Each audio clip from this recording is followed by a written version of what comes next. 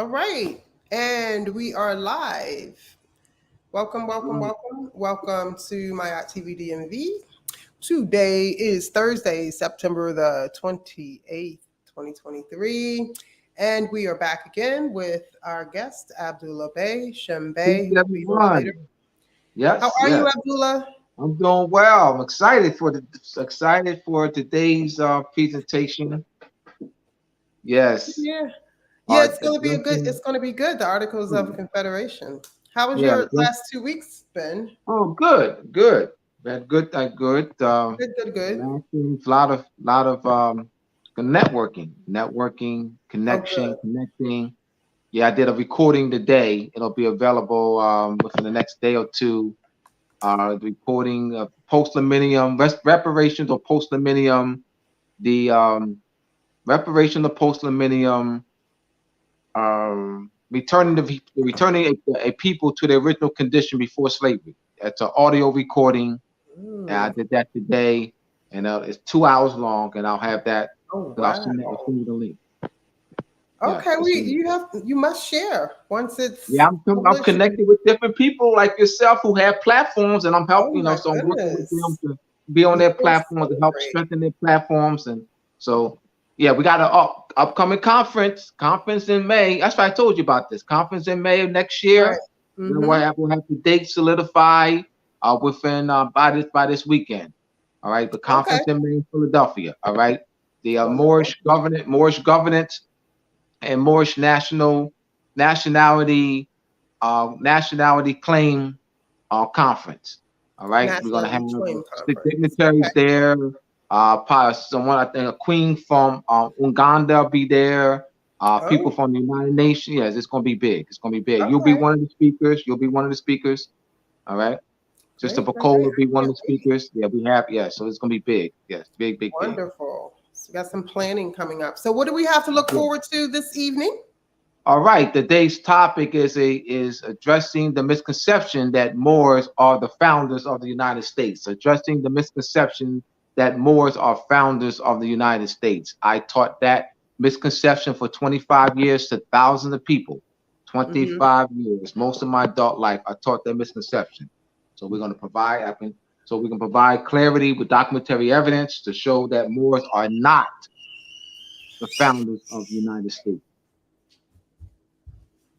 Sorry about that. Okay. So what made you decide on that topic for tonight? Well, I was on a platform on Tuesday, and that was brought up.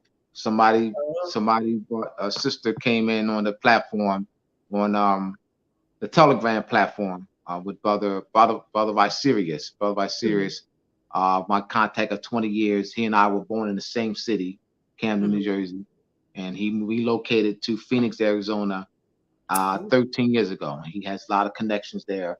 So I've been inspiring him for the past 9 months to start to have a class. Right? So the first class was Tuesday on the Telegram platform. So a sister came on and she was saying that she made the claim that the North Carolina State, South Carolina State, Maryland State, Virginia State, Delaware State are Moorish states. New York State are Moorish states. Okay. And so she used a coin. With a Moor on there and some map, colorful map, as her claim, that evidence that North Carolina State, Virginia State, Maryland State, Delaware State, Massachusetts State, Rhode Island State are Moorish states. So that was the impetus of my doing this tonight. Okay. So yeah. Well, without further ado, it's 12 people in the chat already. Are you ready to get started? I'm ready. Okay. Let's get ready to rumble. Mama said, knock you out. That's Not right. Not you. Okay. All right. Addressing the misconceptions that Moors are the founders of the United States. A misconception that I taught to thousands of people for 25 years, most of my adult life. Articles of Confederation, and no, we're gonna start with this. Yes, you know what? I wanted, yeah, I guess what? I guess what wanted to start with the yeah, start with this. Let me start with this. Since we already have it up. Articles of Confederation and Perpetual Union. Article 5th on the 15th of November 1777, on which day Articles of Confederation and Perpetual Union were finally agreed to form. Articles 20 on the 26th of June 1778, Congress agreed upon the form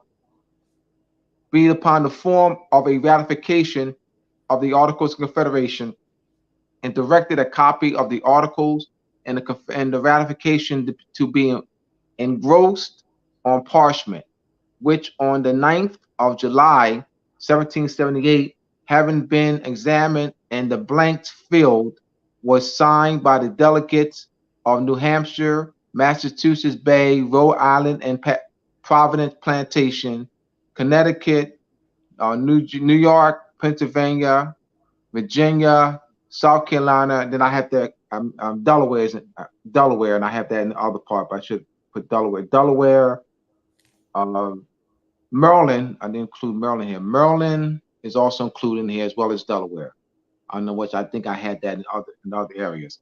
So we have to include Maryland and Delaware in this. On the 2nd of March 1781, Congress assembled under the new form of government. To all to whom these present shall come, we, the undersigned delegates of the states affixed to our names, send greetings. So are these Moors, or are they Moorish states? So another thing I mentioned, the sister stated that they were Moors, and I said, sister, that if you're saying that they're Moors, but your claim is that they're Moorish states, that if they were Moors, they would be British subjects. They were British subjects, and the evidence is there. There was the British subjects that were fighting against their mother. So if they look like me and you, sister, that's it, they would be British subjects. And so those states would not be Moorish states. It would not be Moorish states. And we're going to clearly see what New York State is, North Carolina, where you're going to clearly see where New York State, South Carolina State, Virginia State, Delaware State, Pennsylvania State, Rhode Island State, Georgia State derive their authority to operate in the various territories. And that which is Moorish sovereignty, it supersedes that. So New York State, Georgia State, Virginia State, etc., authority to operate in the territory is not based on blood right ties to the land. They don't have blood right ties to the land. It's not an autochthonous claim. It's not a blood right tie to the land claim. So why would you want to attach yourself to that? Why would you want to attach yourself to New York State and say that and claim that they are Moorish states? Moorish states are superior to them. Moorish states, Moorish sovereignty is superior to Virginia State, North Carolina State, Pennsylvania State, Connecticut State. Moorish sovereignty is superior. You're going to clearly see that. You know, I came prepared. You know that. I came prepared. You already know me. Remember, I taught misconceptions for 25 years. 25 years. So I take great pride now and making sure that I'm thorough. I over prepare. I will not under prepare. I will over prepare. I will not under prepare. If I'm going to come with pieces of evidence, I'll come with 50 to 100. I'll over prepare. I will never under prepare. Never under prepare. That's right. On the 2nd of March, 1781, Congress assembled under the new form of government. To all to whom these presents shall come, we, the undersigned delegates of the states affixed to our names, send greetings. Whereas the delegates of the United States of America in Congress assembled did on the 15th day of November in the year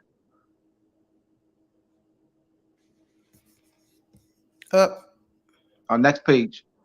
In the year of our Lord 1777, and in the second year of the independence of America, agreed to certain articles of confederation and perpetual union between the states of New Hampshire, Massachusetts Bay, Rhode Island and Providence plantations, Connecticut, New York, Pennsylvania, Delaware, Maryland, Virginia, South Carolina, and Georgia. And the words following viz, which means Latin for namely, articles of confederation and perpetual union between the states of New Hampshire, Massachusetts Bay, Rhode Island, and Providence Plantation, Connecticut, New York, Pennsylvania, Delaware, Maryland, Virginia, South Carolina, and Georgia. This is in the Articles of Confederation. Article 1 of the Articles of Confederation. The style of this confederacy shall be the United States of America. Article 2. Each state retains the sovereignty, freedom, and independence in every power, jurisdiction, and right, which is not by this confederation expressly delegated to the United States and Congress Assembly. It's gonna get interesting now. We building up to something now. We're building up to something. Here we go. Drum roll, please. All right. Article 1 of the 1783 definitive peace treaty between Great Britain and the United States. So the claim is that Maryland State, Virginia State, North Carolina State, Georgia State, South Carolina State, Pennsylvania State, Connecticut State, Rhode Island State, New York State, New Jersey State are Moorish states. You don't want to claim that. It's subordinate. Moorish sovereignty supersedes. Moorish sovereignty supersedes this. Here we go. All right. His Britannic Majesty acknowledges the said. So His Britannic Majesty acknowledges the said United States, viz. New Hampshire, Massachusetts Bay, Rhode Island and Providence Plantation, Connecticut, New York, New Jersey, Pennsylvania, Delaware, Maryland, Virginia, North Carolina, South Carolina, and Georgia to be free and sovereign. To be free, sovereign, next page, and independent states that he treats with them as such, and for himself, his heirs and successor relinquishes all claims to the government, propriety, and territory rights of the same and every part thereof. Is there a difference between the meaning in the following two legal constructions? United States viz. New Hampshire, Massachusetts Bay, Rhode Island and Providence Plantations, Connecticut, New York, New Jersey, Pennsylvania, Delaware, Maryland, Virginia, North Carolina, South Carolina, Georgia, and then we have the construction United States. And viz, as I said before, is Latin for namely. So do these have the same construction? United States by itself, United States viz. These are two different constructions. The Historical Society, we'll come back to that. The Historical Society of the New York Courts was founded in 2002 by then New York State Chief Judge Judith S.K. Its mission is to preserve, protect, and promote the legal history of New York, including the proud heritage of its courts and the development of the rule of law. This is People versus Godfrey, 1819 New York State Supreme Court case. All right, this is now I'm going to let me explain the case. A army soldier had an army soldier as a prisoner. The army soldier killed the prisoner who was an army soldier with a bayonet on their way to the barrack, military barrack. So the issue was who had jurisdiction over the case. Was it New York State or United States? Remember, so this is the United States military fort. United States military fort. So let me read. Following the Revolutionary War, the rights of the British Crown to the territory comprising the state of New York became vested in the people of New York in full sovereignty. Next page, the Treaty of 1783 recognized the boundaries of New York State. So you're saying that New York State is a Moorish state? So the treaty between Great Britain and the United States recognized the boundaries of the United States of New York State. That the boundaries of New York State is fixed in the Duke of York Charter in Charles II in 1664, granted his brother, Duke of York. That's why it's called New York. Duke of York, his brother, a charter. The boundaries is laid out in the Duke of York's charter. So you're saying that the claim is that New York State is a Moorish state. So the boundaries is laid out in the Duke of York's charter. New York State assumes rights. So that right of New York State to operate in the boundaries that's in the Duke of York's charter is through that treaty between Great Britain and the United States. So the claim is that New York State is a Moorish state. That's subordinate. Moorish sovereign, that's subordinate. So you're saying that, remember, New York State's rights to operate in the boundaries is through the treaty between Great Britain and the United States. It's not the New York State Constitution. The New York State Constitution gives the New York State Constitution does not give New York State any rights to operate in the territory. It's the treaty. Let me continue.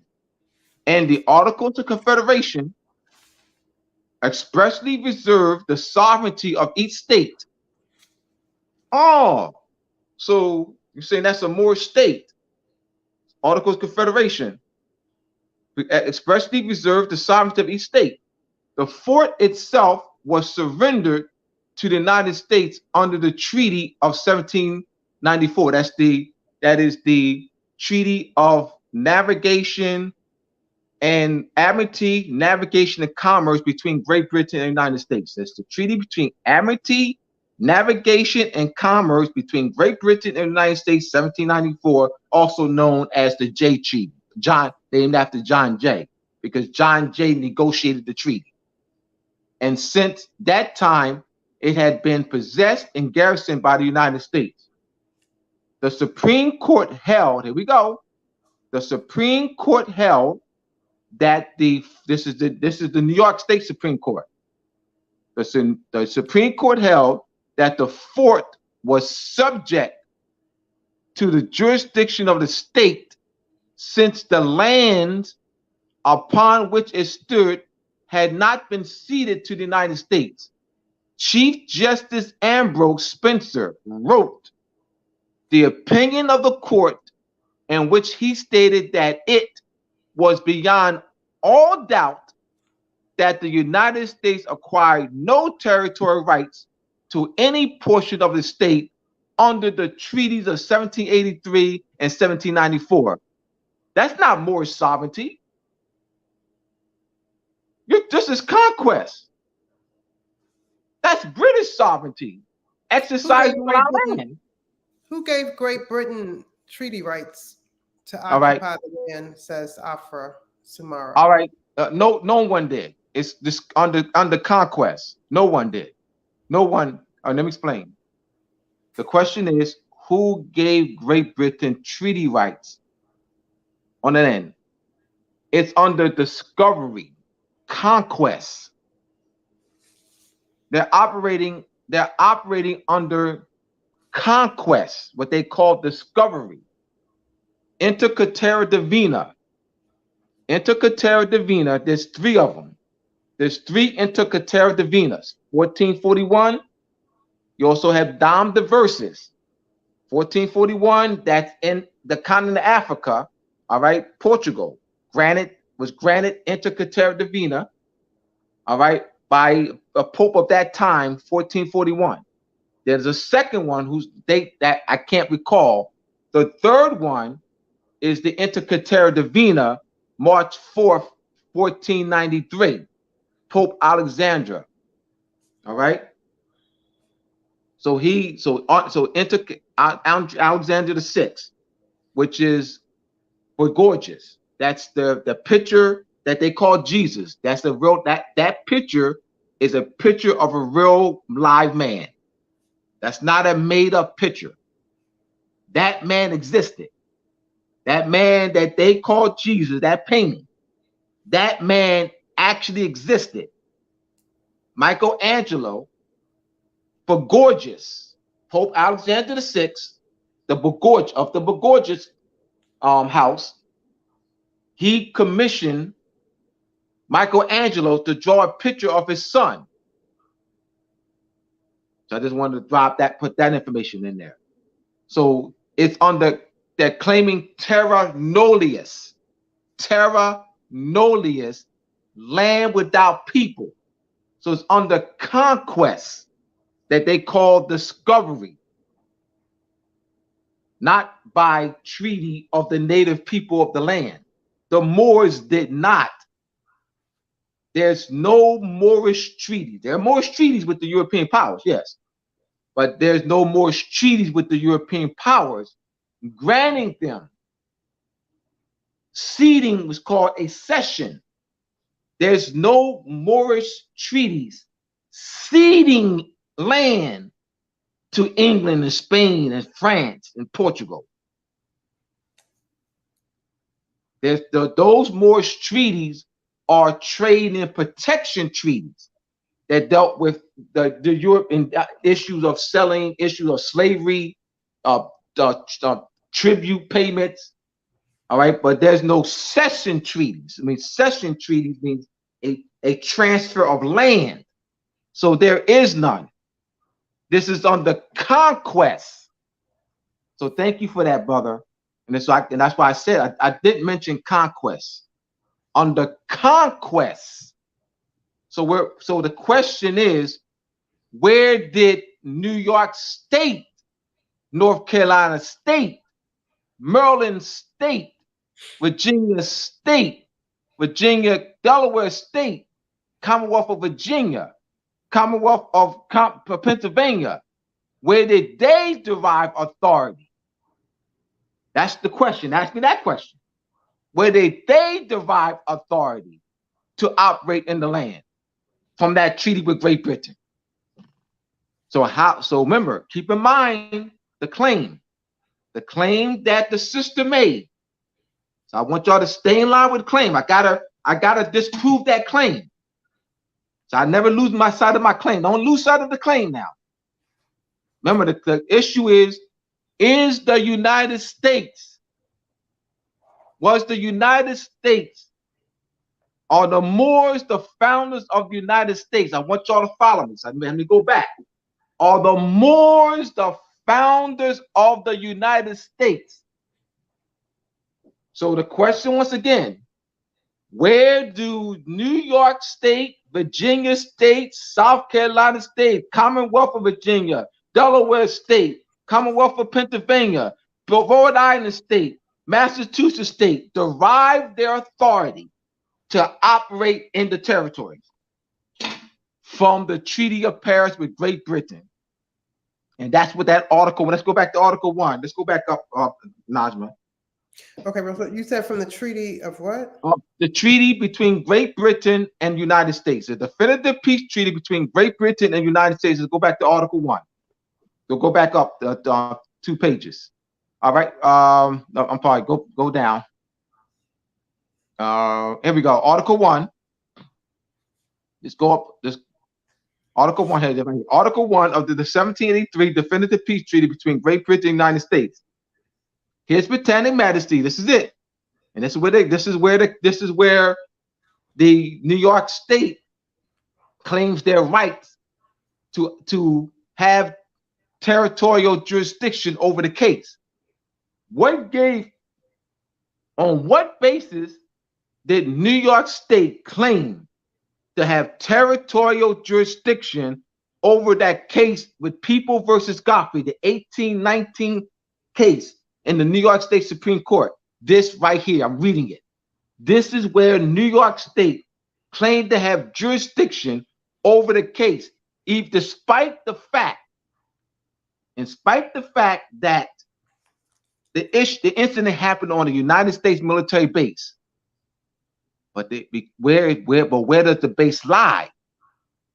Great Britain relinquished to New York, to the states, not to the United States. Great Britain relinquished to each of the states. So each of the states are assuming rights under the charter. So New York State is assuming rights under the Duke of York's charter and operates in the boundaries that's laid out in the Duke of York's charter. South Carolina State assuming rights under the South Carolina charter and the boundary that's laid out in the South Carolina Colony Charter. Connecticut State is assuming rights under the Connecticut Colony Charter. New Jersey State is assuming rights under New Jersey Colony Charter and the boundaries that's laid out in the New Jersey Colony Charter. Georgia State is assuming rights under the Georgia Colony Charter laid out and operating the boundaries laid out in the Georgia Colony Charter. Commonwealth of Pennsylvania is assuming rights under the William Penn's Charter, all right, the colony of Pennsylvania, that's laid out and the boundaries are laid out in the William Penn's Charter. So you're saying that, so the claim is that these are Moorish states? You claim to be subordinate. This is Moorish sovereignty supersedes this. Moorish sovereignty supersedes this. We've got to clear up these misconceptions. We're claiming something that's subordinate. We're surrendering. We're making a claim to recover the lost sovereignty on one hand, but you're surrendering on another. You're recovering, you're stating that you're claiming you're recovering the lost Moorish sovereignty on one hand, but you're surrendering. This is surrender. This Moorish sovereignty supersedes this. This is conquest and colonization. Why would you want to claim this? We have more power than this. Their power don't supersede us. We are the sovereigns of the land. Let's go to the Lancaster Treaty. I don't have that here.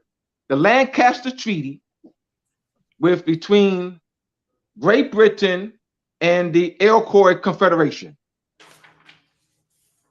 Look that up. Lancaster the treaty between Great Britain and the Elkhorn Confederation. Great Britain, like I said, I came prepared, y'all. Great Britain made the claim of 200. Great Britain made a 200-year claim. And guess what? We came back and said, hey, Great Britain, what's 200 years? And I'm not making this, it's in there, I'm not making this up. This is in there. What's 200 years to being, what's 200 years to what? Rising from the earth.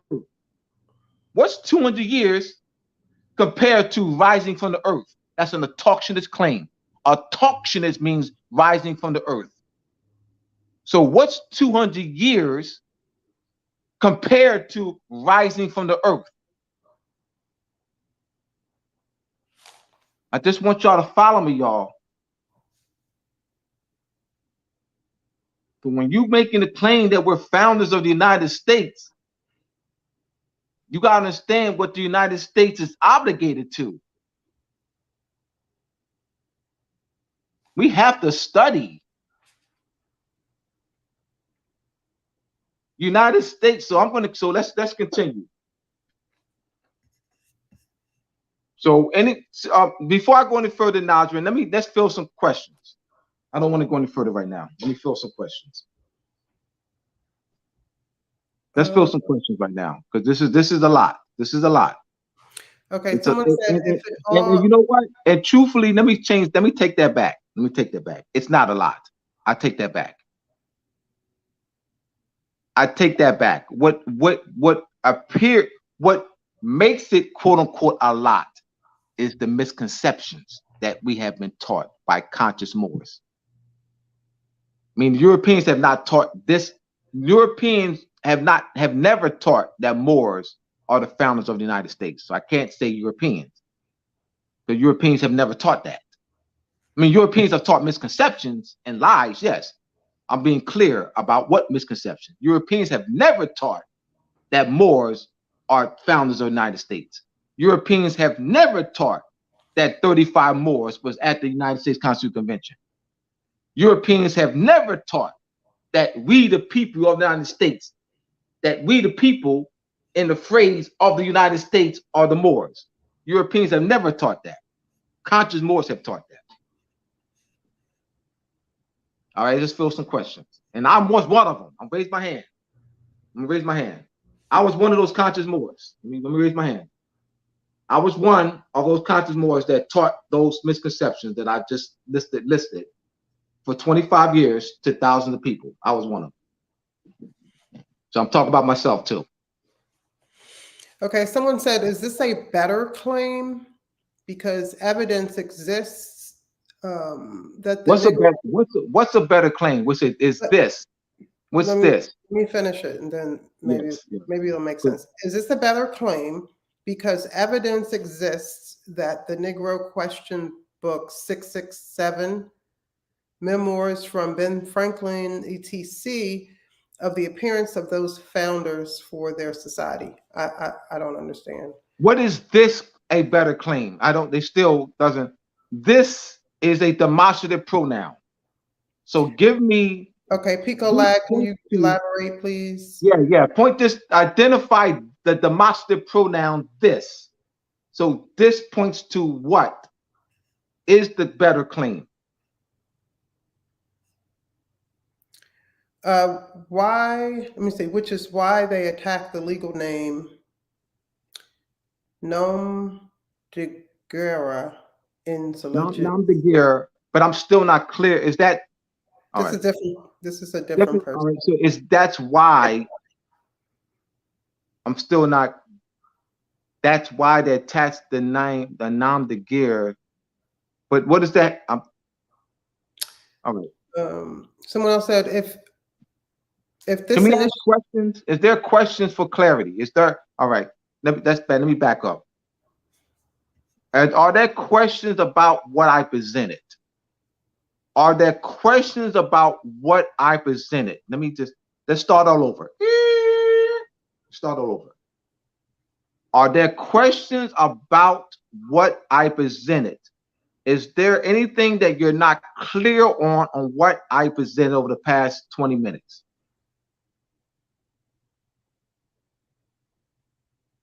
Don't ask me a question about UCC. Don't ask me a question about Mars or Jupiter or Venus. Don't ask me a question about Fred Flintstone. Ask me the question relative to information I presented the past 20 minutes. Oh, someone said that they believe that the response was in response to his statement about terra nullis. All right. Okay. Terra nullis, which means land without the people, land without people.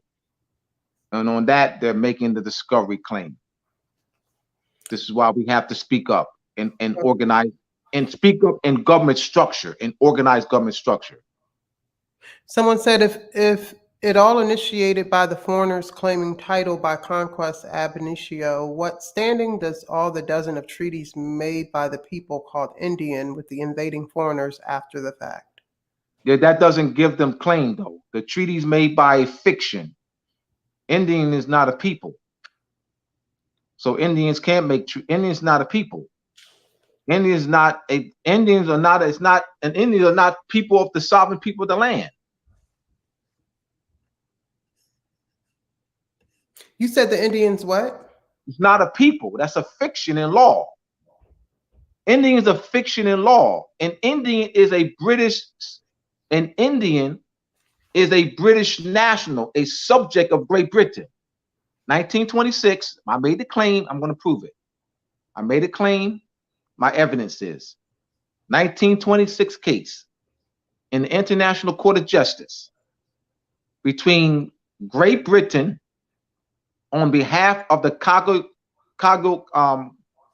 Kagayuga nation versus the United States in the International Court of Justice.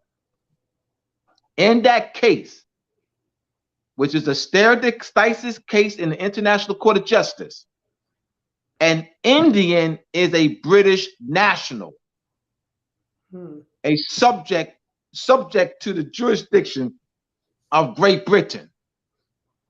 So how can that entity, a subject of Great Britain,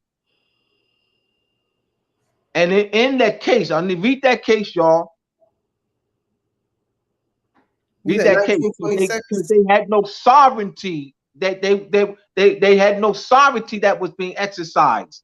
So notice it's what? Great Britain on behalf of the Kagayugi nation versus the United States in the International Court of Justice. Indians are fiction. Indians like black. Black is a fiction in law created by Great Britain.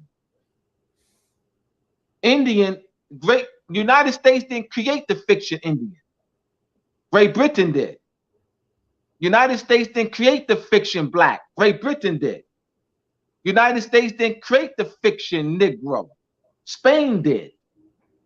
United States is a continuation of European, Spanish, French, Portugal, Netherlands, and English conquest and colonization of our land. But the United States did not create these fictions. These fictions in law had already been created prior to the establishment of the United States. The United States is maintaining the fiction, but did not create the fiction. Did not create the fiction in law.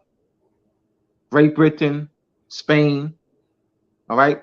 Any questions relative to what I presented?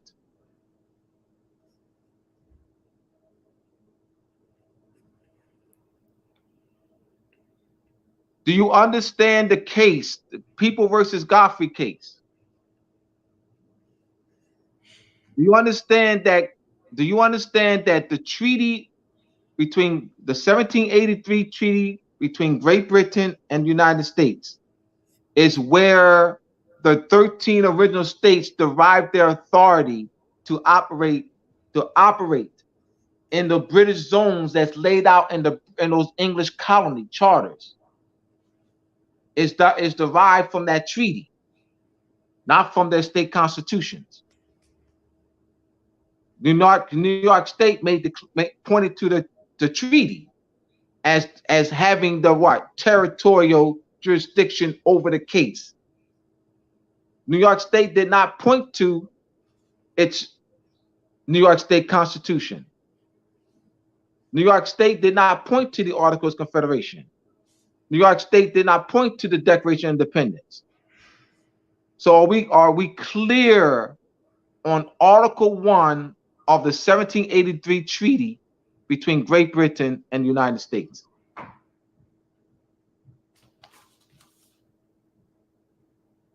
I'm waiting for questions, for clarity. I want to make sure people are clear. If everybody's clear, can you type a 1 in the chat? If you're not, a 2, and where you're not clear. All right. Where does Maryland derive authority to operate in that territory? You said where does Maryland State? Where does Maryland State? All right. By what authority did Maryland State and Virginia, Commonwealth of Virginia, have to cede the 10 square miles to the United States, the District of Columbia? By what authority did Maryland State and the Commonwealth of Virginia have to cede 10 square miles to the United States, whereby the United States created the District of Columbia? By what authority did Virginia State and Commonwealth Virginia and Maryland State do that? How was Virginia State and Maryland State able to cede land to the United States, the 10 square miles?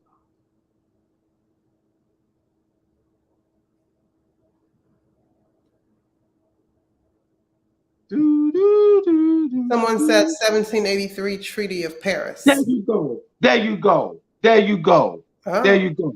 Because it was relinquished to the states, not to the United States. That's why. You're saying the 10 square mile of DC was relinquished?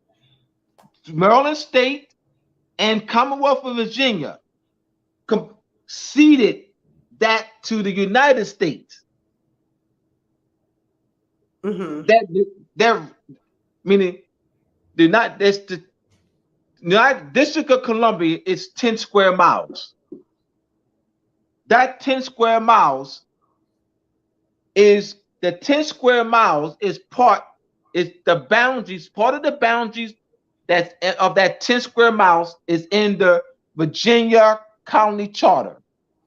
Another part of it is in the Maryland Colony Charter. That Maryland State and Virginia State was relinquished the right to operate and exercise in the boundaries that's laid out in those colony charters. So therefore, Maryland State and the Commonwealth of Virginia ceded to the United States. Remember, no territory was relinquished to the United States through that 1783 Treaty of Paris. That's made clear in People versus Godfrey. But the point I'm making once again is that those are not Moorish states. Moorish sovereignty supersedes that. Why would you want to? They're not Moorish states. It's not they're not Moorish states. Understand where they derive their authority. That's what I'm showing. I'm proving that they're not Moorish states by proving where those states derive their authority to operate on the land. Moorish don't need authority from Great Britain. Moors don't need a treaty with Great Britain to operate on our land. We don't need no treaty with Great Britain. So if you claiming New York State's right to operate the land comes from that treaty. So you claiming that New York State, South Carolina State, Maryland State, or Moorish States, you're claiming a subordinate position, an inferior position. That's inferior. That's inferior to our sovereign claim. That's why I'm doing this, because of what the sister presented on Tuesday in the Telegram. The live video, the live class. So that we can have a comeback. We got to have an intellectual comeback. Like when these conscious Moors are just making these outlandish claims, but we need conscious Moors that can what? Can challenge intellectually, that can challenge scholastically those false claims. And this is what I'm doing.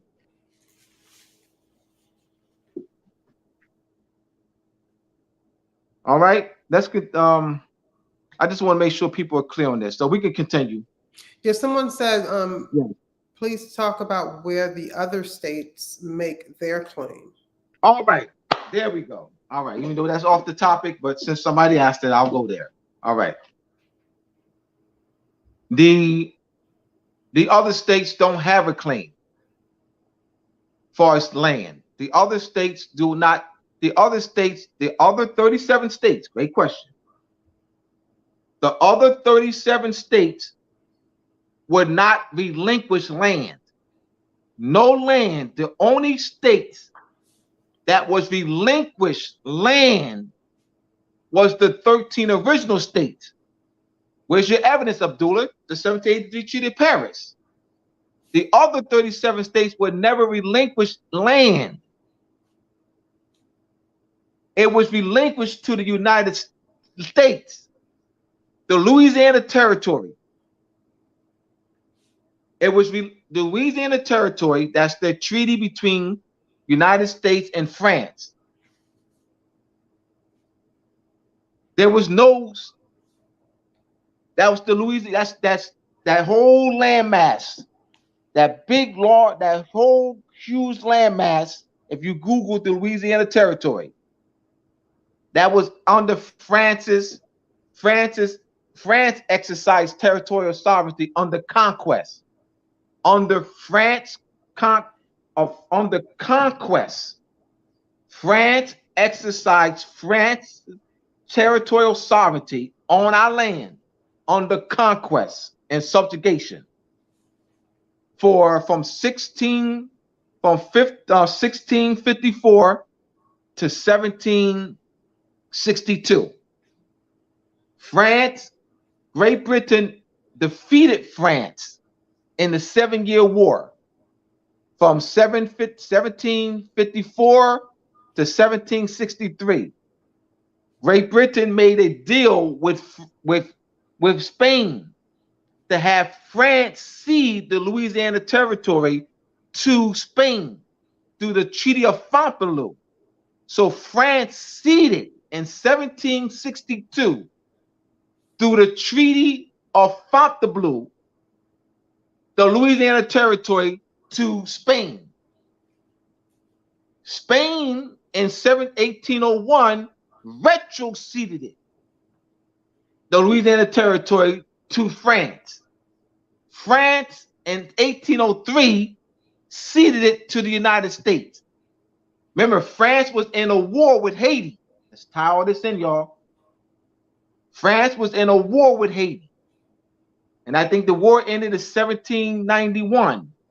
So France was ravished with debt, war debt.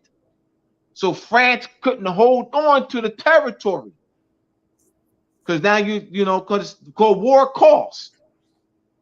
So France needed capital. That's where it called the purchase. because France needed capital because they were in war with Haiti for 7 or 8 years. So the United States, France ceded the Louisiana Territory to the United States. Remember, there was no English states, English colonies set up there. That's France. So United States in turn created 15 states. The United States created 15 states in that boundary, that French zone on our land. Now that's what? That's 15 states. You can Google that. Now let's look at the Northwest Ordinance. That's Michigan, Ohio State, Michigan State, Ohio State, Kansas State, Minnesota State, and Indiana State. Those 5. The Northwest, that's called the Northwest Territory. The Northwest Territory was under conquest, under France exercised France sovereignty on our land under conquest, what they called the Northwest Territory. The Northwest Territory was ceded, France ceded the Northwest Territory and Canada to Great Britain in 1763 through a treaty, a peace treaty, a land boundary cession treaty. And that 1783 treaty, Article 1, all right. Now, Virginia State, the Virginia Company was granted 2 charters. The first charter that the Virginia Company was granted was in that boundary that called Virginia, that's on that map that you see the map, Virginia. That was the first charter. The second charter expanded the Virginia colony. It expanded the Virginia colony to the states now called Michigan. This was Virginia. Michigan, Indiana, Minnesota, Ohio, Indiana. That was Virginia. That was Virginia colony. The Virginia colony extended to that. All right. In 17, so in that 7, remember, Great Britain relinquished. So now Virginia State is assuming rights under both of those charters. So the Virginia State was relinquished the Northwest Territory, not the United States. The Northwest Territory was not relinquished to the United States. It was relinquished to Virginia State. But in 1784, Virginia State ceded the Northwest Territory to the United States. And as a result of Virginia State ceding the Northwest Territory to the United States, Virginia, the United States and Congress assembled and enacted the Northwest Ordinance. The Northwest Ordinance, from the Northwest Ordinance, the United States created 5 states, Michigan State. Remember, so the Constitution for Michigan State, Indiana State, Minnesota State, Ohio State, and Ohio State, and I think it's Kansas State, was all governed under the Northwest Ordinance. And later on, they had their Constitutional Convention. But their Constitution was the Northwest Ordinance. So later on, they each had their separate Constitution. All right? Are we clear on that? But the 13 states are different. The 13 original states have more power. The 13 original states are the parent body. The 13 original states have land rights under conquest. The 13 original states have land rights under conquest, through the 1783 Treaty of Paris, that land rights does not belong to the United States under conquest. New York State, United States has no New York State's authority supersedes that of the United States in that territory. I made a claim, People versus Godfrey. People versus Godfrey. Who had territorial jurisdiction over the case? New York State. Remember, this is United States military base now. It's the United States military base. But who had territorial jurisdiction over that case? New York State, based on the Treaty of Paris. That's why I'm going back to make sure we clear on this, because this is key. When why is this important, Abdullah? It's important because we need to know who to go to. We don't United States, New York State, and the United States cannot sit down with the Moors to return that land to the Moors. We got to go to Great Britain. Why? Where did New York State gain the authority to do it? Where did New York State gain the authority to operate in the land? Great Britain, England. That's right. Thank you. Thank you. So you can't go to New York State. You can't go to the United States. You got to go to You got to go to Charles. Got to go to King Charles. That's true. That's why studying is important. And the back of what Abdullah is saying, I'm going to back this up. See, when on the Treaty of 1783, when the private community, corporate community formed, there's a lot to go back into the charter of that colony. Now, I'm going to hear this out. The Supreme Court of that colony, when they went back there, they exercised the same power of the Supreme Court in the colony, the Crown had, that were put up by the Lord of Proprieties.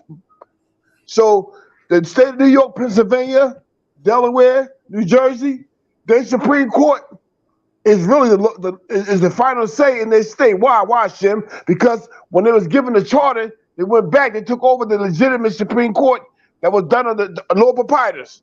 So that under common law, Supreme Court, every state is the ultimate weapon. Ultimate is a word. And even though the United States Supreme Court has a compact say in a final decision based on the Constitution, a compact agreement. But really, when a state makes a decision on sovereignty, that Supreme Court is given sovereignty not because of the Constitution. The state Supreme Court is given sovereignty based on the old common law charters that was already existing. When the state came in and took over the colony, when they took over religious jurisdiction to the colony, they took over that power to be a Supreme Court in the jurisdiction, political jurisdiction. That's why New York made an argument that, wait a minute, our sovereignty doesn't come from the United States. We put together, our sovereignty comes from the treaty. And what was inherited before we went there in the colonies? What was in the colony? A Supreme Court. They had a government. They had a governor. They had a commissioner. They had a legislative body. So what they did, they copied off the same structure. There's no difference. That's why every time you hear them they talk about federal common law. That's what they're talking about. The laws that exist already pre-existed in the colony territory. So if you look back, I'm going to give you a prime example about the Moors. In 1778, this is why Abdullah, right? You have to go back and read the language. We have not been really exempt. Look at the treaty. It said any other tribe wants to enter this confederacy. Hear me out now. What confederacy? You tell me the Little Navi Nation had a confederacy that the United States joined? Now let's straight all these Moors out by Moors there. The United States formed the Constitution. No, listen to me. The United States joined the confederacy that's always in place by the Moorish nation called the Iroquois Confederacy. They Moors. What they did was they use language now. They hide it. But the Little Nappies were Moors too. So they already had a confederacy that the United States joined. That's why the treaty said any other tribe wish to join us. It said this confederacy. Come on, Shem. I'm reading the language now. What's going on here? You mean tell me that United States is joining the confederacy? So now, get back to Abdullah said that flag that they call a Southern flag. Talk about that's a racist flag. That's not a racist flag. They don't understand the meaning of the flag. You give it, hey Shem, don't go off the topic. Don't go off the topic. Yes. So they want to stay on topic because the topic is that these states, these communities. Let me say something. When the United States, when the community, let me say Esquires, Marquis, the lower proprietors, they had a fallout with the commons of the land. What happened was they got together and formed communities. What that was called a coup. They really was doing a coup against the crown. Yes, that is a coup. They was trying to overthrow their government. Yes, that's a coup. United States is the first one in ancient time that started coups, overthrowing their crown. And what happened was when they did that, they became refugees and rebels. So what did they do? They ran to the Lenape Moors, and the Lenape Moors gave an amnesty and asylum, meaning they protect them and fed them and clothed them. And by doing that, the United States joined that confederacy. See, there's already a confederacy that exists. They won't teach this right here. They joined the confederacy to be recognized as what? As a sovereign community. Yes, as a sovereign nation. Who the first one recognized them as a sovereign nation? France, Spain, because France and Spain was aiding them in the war.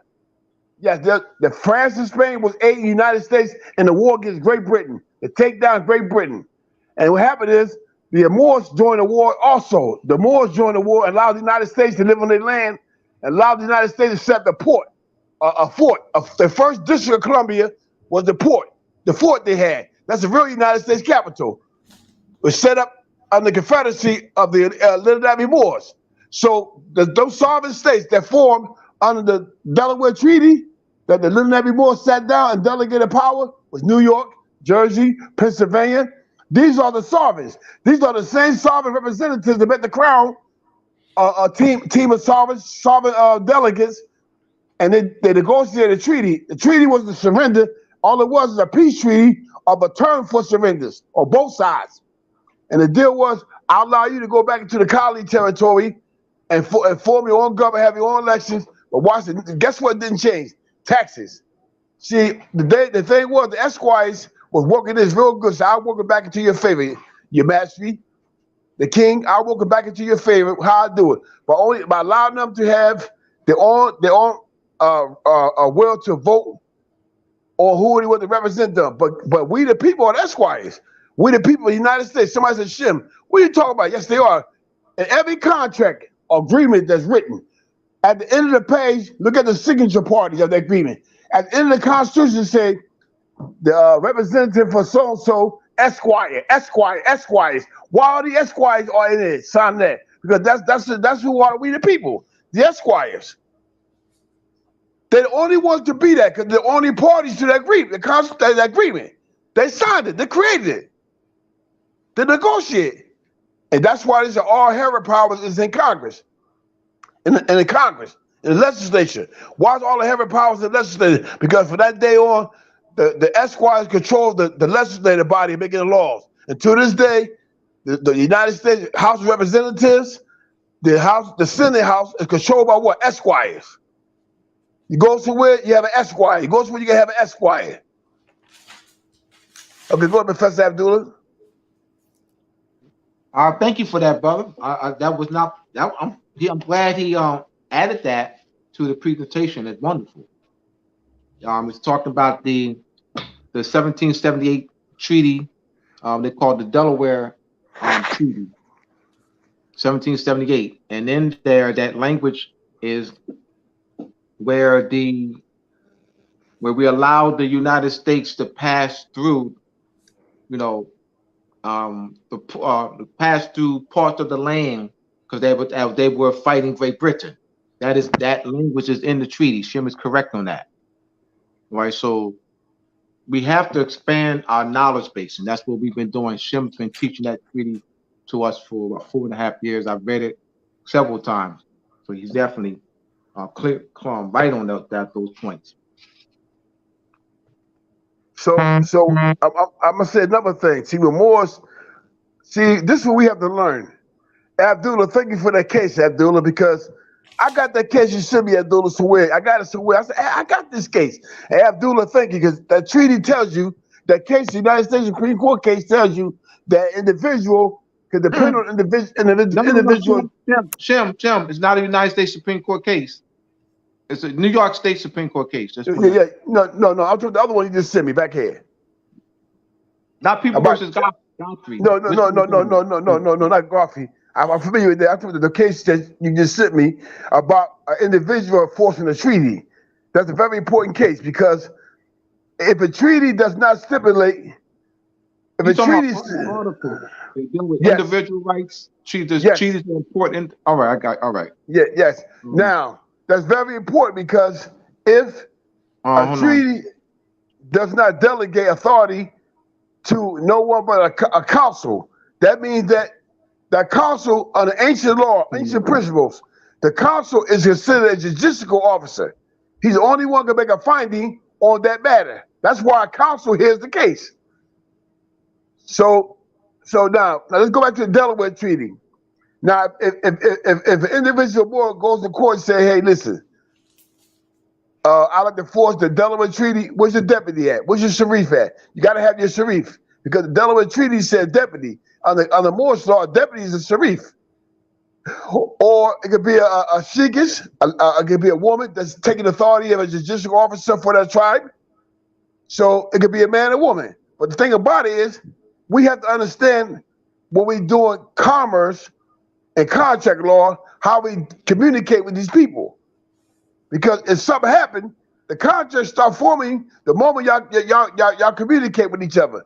A compact happen when a forces officer or an agent or officer, official of the state meets you, the first time the contract is formed through your words, your conversation, and demonstration, expressions. Now, we take for granted, sometimes we take for granted that these Avian officers and also our so-called Negroes, brothers and sisters, know the law. They don't know the law. They know private policy. They get paid enforcing private policy on the land and water. That's all they know. So you take it for granted they know something. They don't know nothing. They're de facto. What do you mean illegitimate, illegal? They mean they have not been trained in the laws of the land. They've been trained in de facto principles and policies. That's all they know. So you take it for granted that they know the law. That's why under every government, you got a Department of International Affairs. What do you mean? There's an officer or agent or official that's trained on the international norms and principles, jurisprudence. That's why they got an office there, the Office of International Affairs.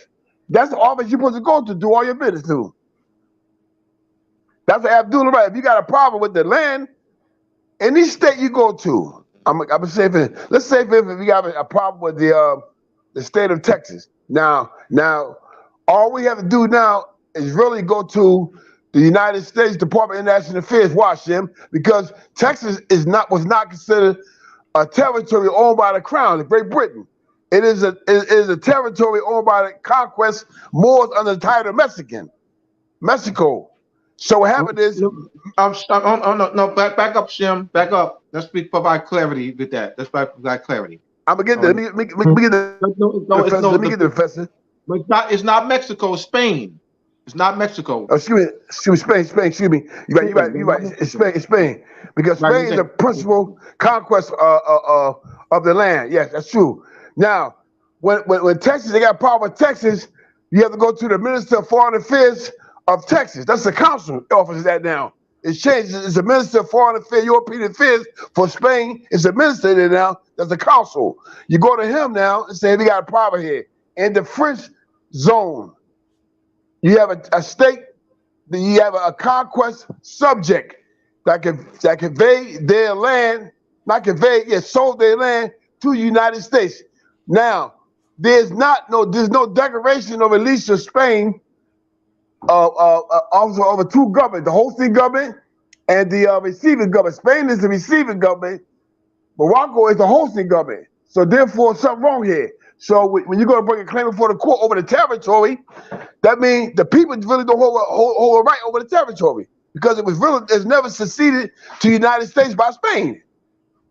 There's a succession treaties for that. There's no purchase agreement for that. All right, let me provide clarity. All right. Let me provide clarity. Now, there's an 1819 treaty between Spain and United States. You also have the Louisiana Purchase. I mean, let's back up. Let's back up because I know where Shem is going. I just want to provide clarity. In 1762, through the Treaty of Fontainebleau, France ceded the Louisiana Territory to Spain. So from 1762 to 1801, Spain exercised Spanish territory sovereignty. The French subjects never left. When France ceded the Louisiana Territory to Spain, the French subjects remained. So they were governed by Spain for a period of from 1762 to 1801. Spain retroceded to France in 1801. France ceded to the United States. Now, when France ceded the Louisiana Territory to the United States, there's a citizenship clause. Article 3 of the Louisiana Purchase Treaty. The French subjects became citizens of the United States and therefore be protected under the United States Constitution through that treaty. There are French land grants and Spanish land grants. You also have Spanish land grants in Colorado, New Mexico. When the United States of Mexico was formed, United States of Mexico was formed in the Spanish zone. Absolutely. Now called Mexico, New Mexico, California, Colorado, Utah, Nevada. All right, that's the Spanish zone. All right, United States of Mexico, all right, is exercising territorial sovereignty in the Spanish zone.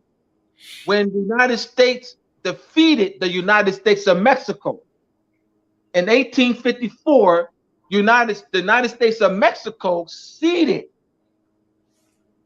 all of that land to the United States. So now the United States becomes the trustee.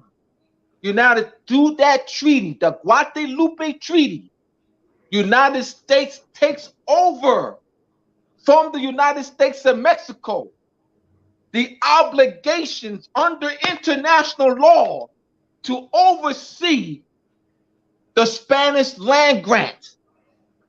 So under the laws of nation and through the Guadalupe Treaty, United States becomes the trustee and now is obligated to oversee the Spanish land grants that the Kingdom of Spain granted in the 15, 16, and 1700s. I want to make it very clear what I'm saying. So we got to mention the instruments. You mentioned the instruments. So the United States becomes bound by international law. Yes, it's conquest. It's conquest. We know it's conquest, but there is an instrument called the treaty, and that's the way in which they were seated. Let me continue. Let me continue. In the Peace of Westphalia, ended the 100-Year War. I'm gonna tie all this in. This is their United States. This is their United Nations. That's not their United Nations. That United Nations charter is not their United Nations. Just hear me out, please. That United Nations charter is not their United Nations. I mean, the European powers. That's not their United Nations. I'm gonna make myself very clear on what I'm saying. Just give me a minute. The Peace of Westphalia, I mentioned this before, ended the 100-Year War. It was negotiated between 1644 and 1648. In the Peace of Westphalia, the negotiators, the states that were that was party to the treaty that negotiated that peace agreement during the 4-year period, constructed a new definition for statehood in that Peace of Westphalia. Then we go up. Now let's look at the Treaty of Utrecht. The Treaty of Utrecht ended the War of Spanish Succession. The War of Spanish Succession was between 1701 to 1770. This is very important on what I'm saying. 1701 to 1713. And that was over the issue of the vacant Spanish crown. So there's several countries, nations, European nation states on both sides. And the Treaty of Utrecht, along with 2 other treaties. And in that agreement, they made an agreement with each other to not snatch land from one another without a treaty. The Treaty of Utrecht and the other 2 treaties that's connected to that, as well as the Peace of Westphalia, became part of modern international law. That is so you have the Intercartera Divina of 1441, 1493, Dom Diverses, the Treaty of Utrecht, the Peace of Westphalia, now become part of the international law of colonization. So they embodied the Peace of Westphalia, the Treaty of Utrecht, the Intercartera Divina, Dom Diverses in modern international law. That is their United Nations agreement among themselves of conquest and colonization. This is very, very important because we cannot be blindsided. We must know this in Moors and Masonry Part 2, Chapter 2. There's been a conference for past 50 years on the Peace of Westphalia. We cannot afford to be blindsided because this is how they're operating among themselves. This is their United Nations. Don't get fooled, y'all. This is their United Nations. They have an agreement of conquest and colonization. No. That's right. Thank you, Professor. That's beautiful. I'm not going to let y'all be blindsided, y'all. We ain't going to be blindsided. We're going to know more than these Europeans in these colleges. Yep. We're going to know more than these Europeans in these colleges, y'all. Because they're not teaching this. They're not teaching this here. This right here. Know more than them. Yeah, cream of the We crop. ain't going to be blindsided, y'all. And right now to this day, the historic royal families of Napoleon, all these royal families and these royal houses are running the whole world today behind closed doors, controlling government right now. And guess how they rule? Based on agreements, international contracts and agreements. They are ruling the governments today because they control the money system. You have to understand these houses, these princes, the princesses, the dukes, barons, earls, and counts, marquises of all of Spain, France. Remember Napoleon trying to rule the world. Remember his descendants. All of them are right now still ruling the world right now for their Moorish status. But you never see that in the public eye. That stays in the private sector because they hide behind a house. What is a house? A nation. They still operate a nationhood through a house. Yes, we haven't understand this principle yet of nationhood. They know this principle. They understand this principle because they learned it from us, our ancestors. That see the rule. Rockefeller says something true. He said, "Own nothing but control everything." What you mean, Rockefeller? This being controlled to determine who make the laws and control the money. If you control the wealth of a nation, you control the people because the people depends on the earth. Everything they need come out the earth. You control their minerals and they control their land and water, fish. For fishing, you control the people because the very necessity that they need, they have to come to you to get it. When they come to you to get it, they become a servitude. They come into the servitude state. They become a indentured servant now. They're bound to you at all times. So they train their offspring, the descendants and heirs, to learn how to control the land, the wealth, through corporations. They put on the face, a mask. That's his hood. The hood is the mask.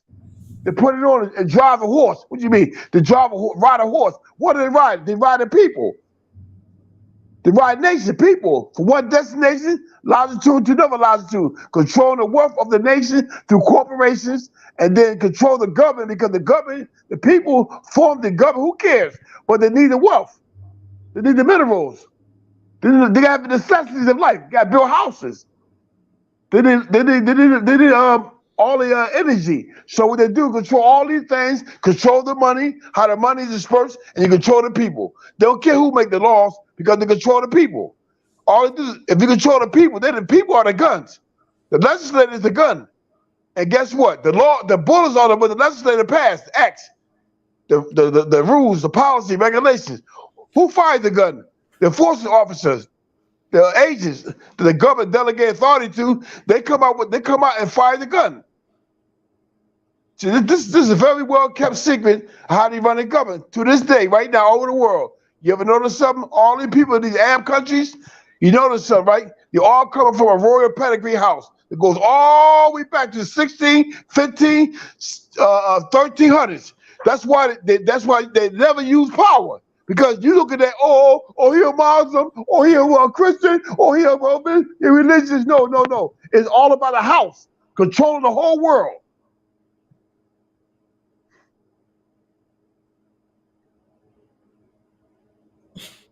My man.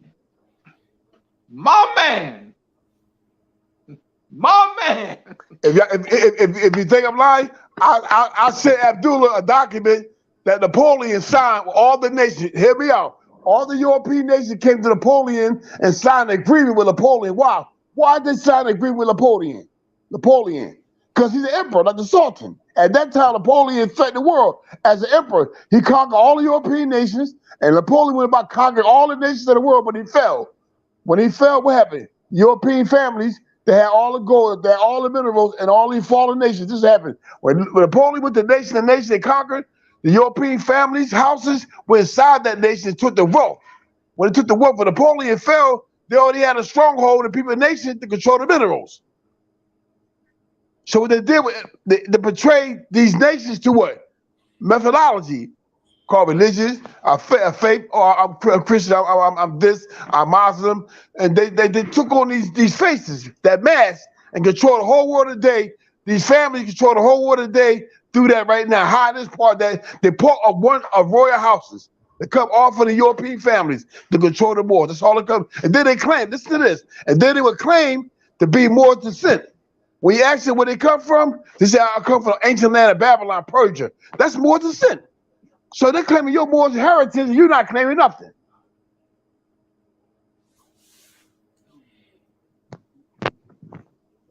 My man. Right on. Any questions? They dropping Jews tonight. Sister Nazma, you want to fill some questions? Someone said in 1624, then the company lost its charter and Virginia became a royal colony. I don't understand that. All right, say it again. Read it again. I didn't hear it. 1624, then the company, I guess Virginia Company, lost its charter and Virginia became a royal colony. Royal colony. This is when. Go ahead. Yeah, this is when you were talking about the Virginia Company. Yeah, but the charter, but the boundaries didn't change though.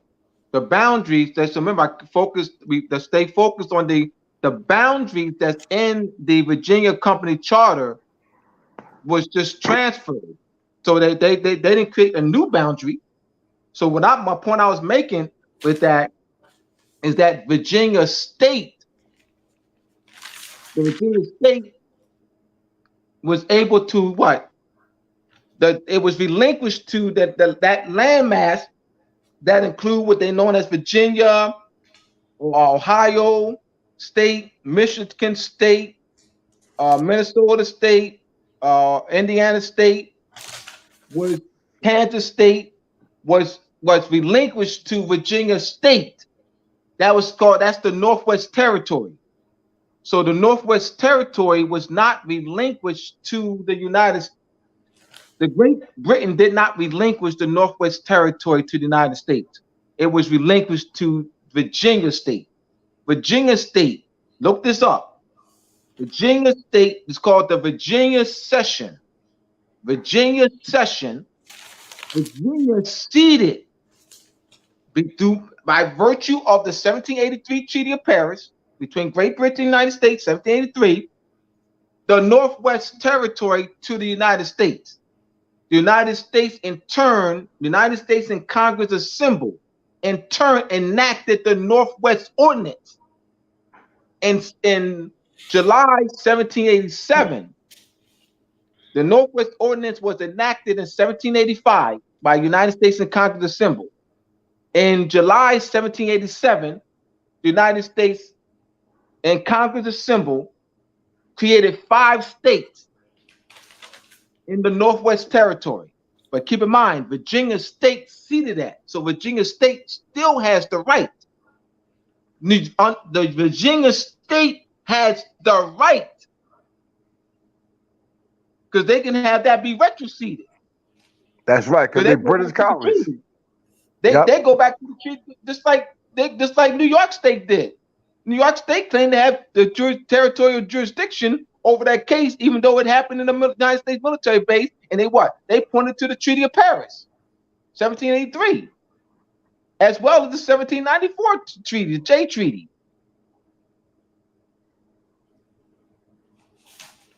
Because the J Treaty just confirmed the pre-existing rights in the 1783 treaty between Great Britain and the United States. This is how they're operating. We got to understand how they're operating. These false concepts being taught by conscious Moors. Like I said, I was one of them. I'm gonna raise my hand. So when I say, so I'm talking about myself too. I've taught for 25 years, so I don't want people to just, Abdullah said I was one of them. I taught 25 years, thousands of people false concepts. Yes, I did. So I'm gonna raise my hand on that. So I was part of the problem, right?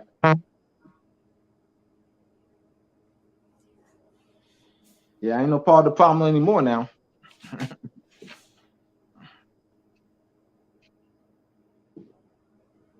I'm doing all I can to make amends. Tired. Doing all I can to make amends. That's one of my major. That's a major determination factor that I have, because I have been taught misconceptions for 25 years to thousands of people. So now I got to work harder to make amends for that. But I didn't do it intentionally. But From the cradle to the grave, to the cradle to transition, we are learning, growing. Absolutely. Yes. Let's see. It's good to hear Shem's voice getting better. Someone said. Oh yeah, a lot better. Oh my God, yes. Student has leader should be in here. We have an angry Moor in here, so I won't even.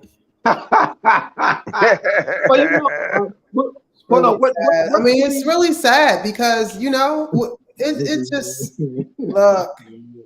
I don't understand. I wasn't. I read the statement. Please read it. Why come on if you're just mad and you just want to, you want attention? Obviously, I'm not even going to say your name.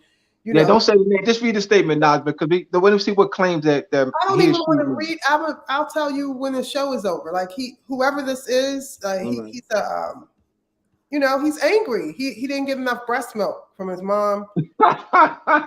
Okay. That's true. Why come on here for all these hours and just start? What claim is he making? Can you paraphrase it then, Najma? He's being a YouTube gangster, a Twitter gangster. We'll leave it alone then. Yeah, exactly. Yeah. Like why? Yeah. Oh man, that's jealousy. Yeah, that's jealousy. That's jealousy. Yes, that's jealousy. That's all it is. It's a form of jealousy. Thumbs up this video, everybody. Thumbs up the video. It helps all the channels that are involved collaborating. The more you thumbs up, the more it will help us. The prophet didn't say that. I don't know what that means. All right, kid, I do. I know what it means. Let me answer. Let me address that. Let me address that. Whenever people like myself, Shem, or anyone else who teaches a lesson like I'm doing now, like we're doing now, or any lesson that Juali didn't teach, they use what is they base what is true. Their measurement of truth is what Juali. That Juali didn't say it, if Juali didn't teach that, therefore it's not true. So then when they say the prophet didn't teach that, the prophet didn't say that, all right, they're saying, Abdullah, what you're saying is not true, because my measuring stick is what the Juali said. All right, so Juali didn't say this, Abdullah and Shem. It is not true. Well, I mean, hey, I already know what that means. I know. I know. I know. We've been going through this for a long time. We've been going through this for a long time. The person said, it was a joke, Abdullah. He's like, okay. He's trying to be funny. Okay. Oh, I got you. I see what he's. I got it. He's trying to pull my chain. They know I go in with that, man. You got to keep in mind. I'm not even going. Great. Next. Any more comments? Thundercloud in the building, whatever that means. That's Shem. Shem. Oh. Okay, Thundercloud. Student has surpassed mentor.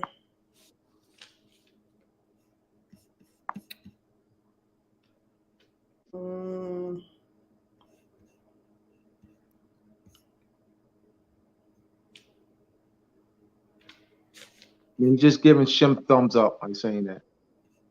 Oh, here's some new comments. 1 second. Somebody said the prophet said study. Yeah, mainly comments, not questions.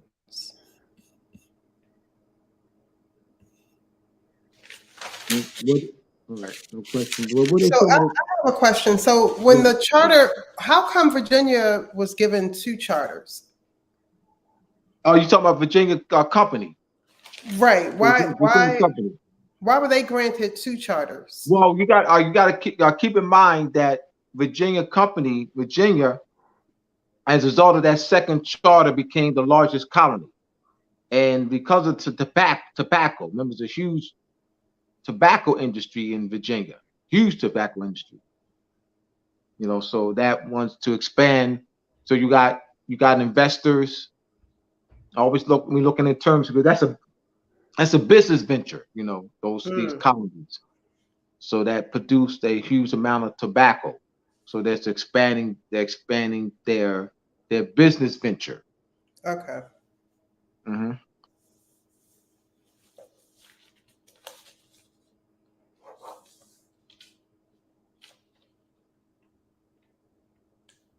And so when you say that we, the people, are esquires, Shem, you were saying that it's, did he leave? He's off.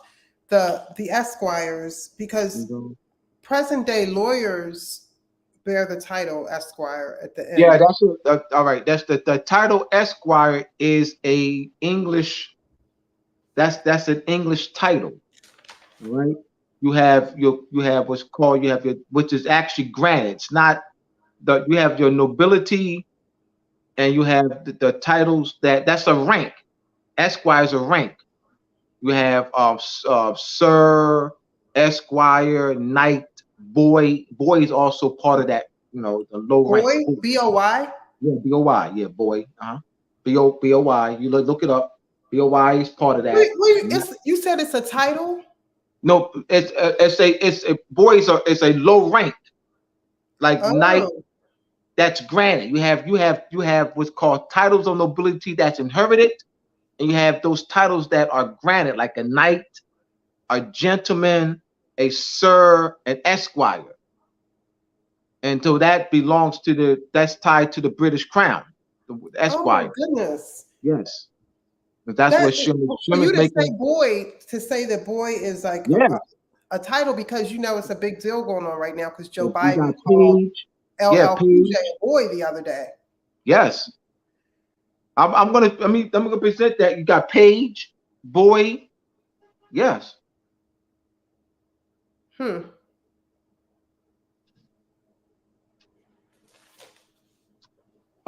other questions? Let's see. Someone said, or simultaneously. Oh, so was Mexico created by Spain? No. Mexico. All right. Now you had the United States of Mexico was created in the Spanish.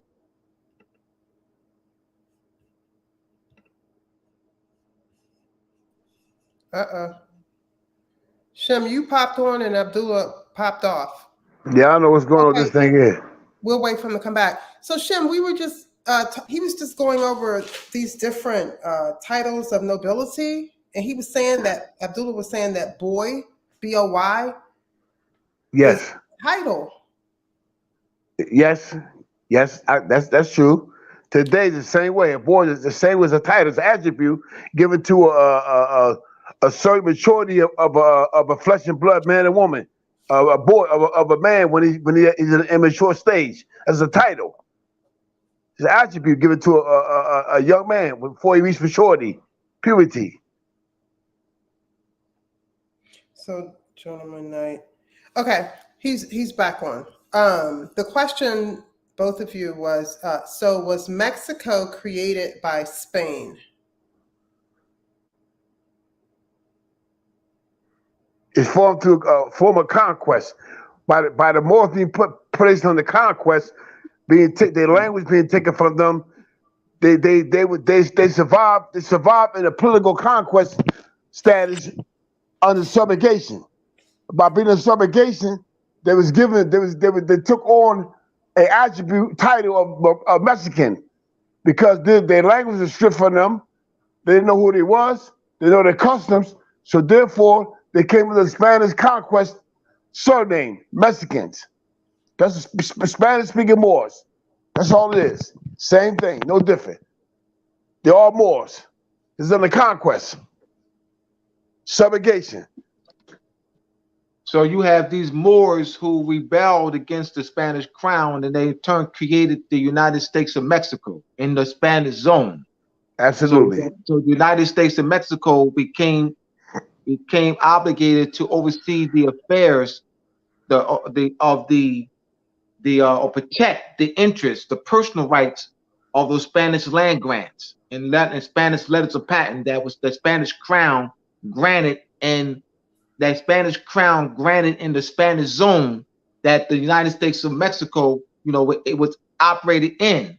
That included California, what is now known as California, Texas, Utah, Texas, Mexico, New Mexico, Oregon, Colorado. All right, so that's United States of Mexico, the Spanish zone. So there are Spanish land grants.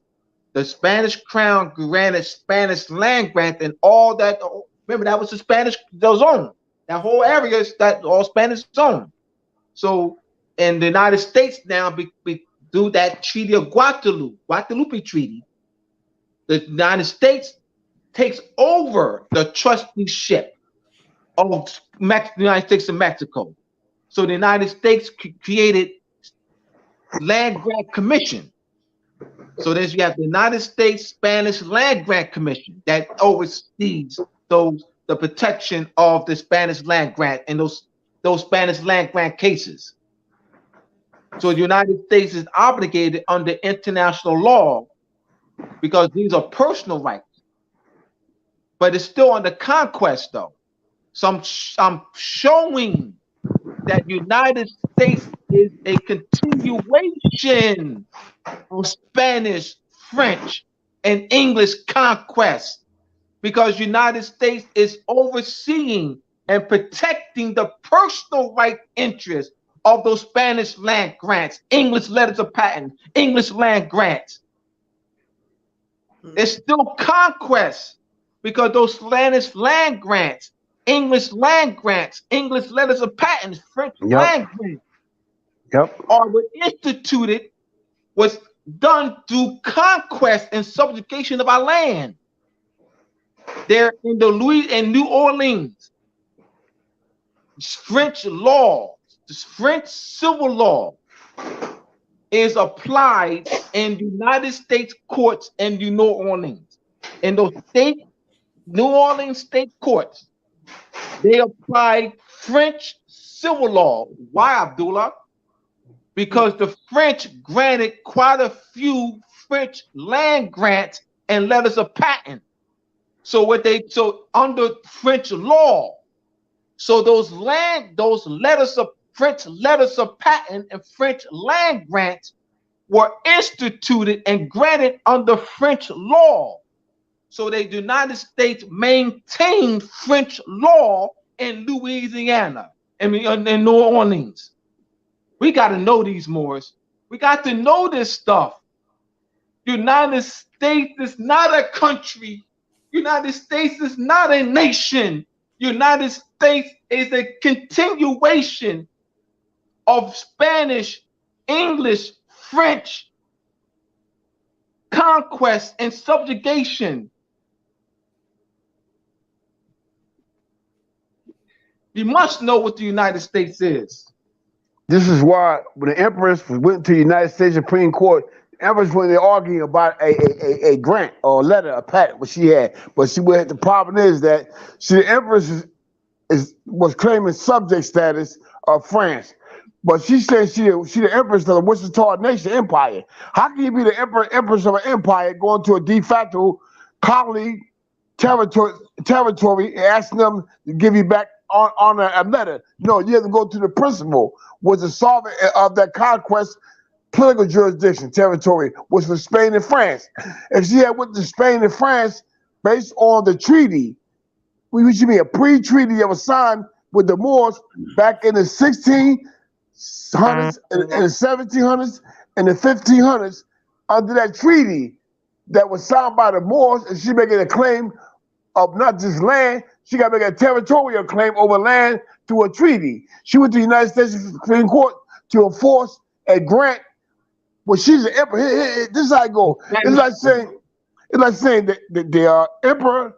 Let's say you got an emperor of a nation like Turkey. Let's say the Ottoman Empire. Ottoman Empire entered into a deal with a European nation.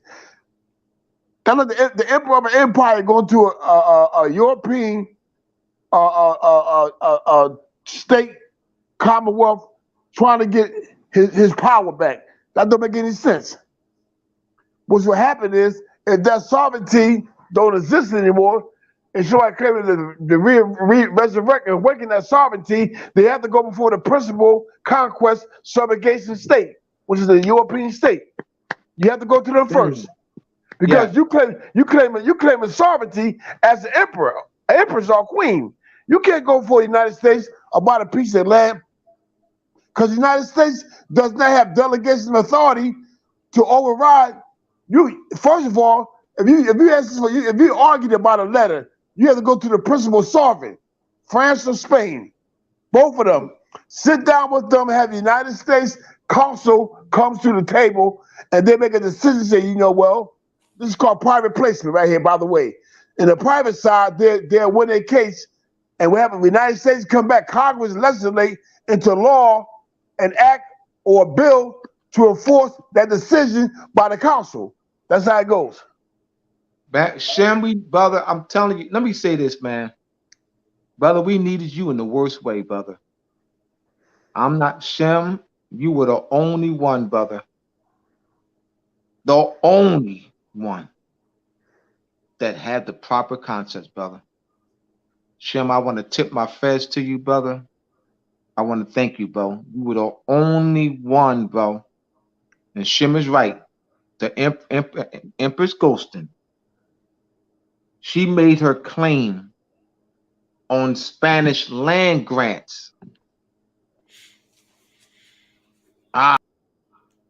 She became a subject. That means in other words, she became a subject, not an empress, of forcing a treaty. She forcing a land grant, therefore put her in subrogation status as a subject of Spain. And she's saying that her father was a certain officer of that government. So when she went to the United States to force that land grant, that was de facto. Why, Shem? Because she claimed to be an empress of an empire, of a Moorish empire. You're right. So how can you do that? So you have to go back. You got to go back to the treaties that were already signed into law by Morocco with the European nations. You have forced that treaty and say Spain, with the Spain Council, have the United States Council come to sit in. That way they got due process of law. And say, wait a minute. Then the Spanish Council would say, well, based on the Moorish Treaty that ceded land to us, the land that was ceded to us, we made an agreement that this. Then the emperor could have said, well, we are Moors. You're not Indians. We're Moors, native Moors. Therefore, that claim was brought as a Moor, not as a subject of Spain, in a de facto, in a court, a colony court. What she's doing is that she has the United States to give up their rights in the land. First of all, how can the United States give us something the United States is really? Oh man, the United States can't. All right, United States cannot. United States cannot remove the personal rights under the Spanish land grants. United States can't do that. Shem is right. That's what we got to know this. United States can under international law, under the treaty with Spain, United States is obligated through with the Treaty of Spain, 1819 Treaty with Spain. And also the treaty with, remember, the United States of Mexico was obligated, but now with that treaty with Mexico, United States becomes obligated. So the United States cannot remove the personal rights of the Spanish land grants. So we got to go to what? Shem is right. We got to address Spain. This is very important. We keep saying United States, we got to know these things.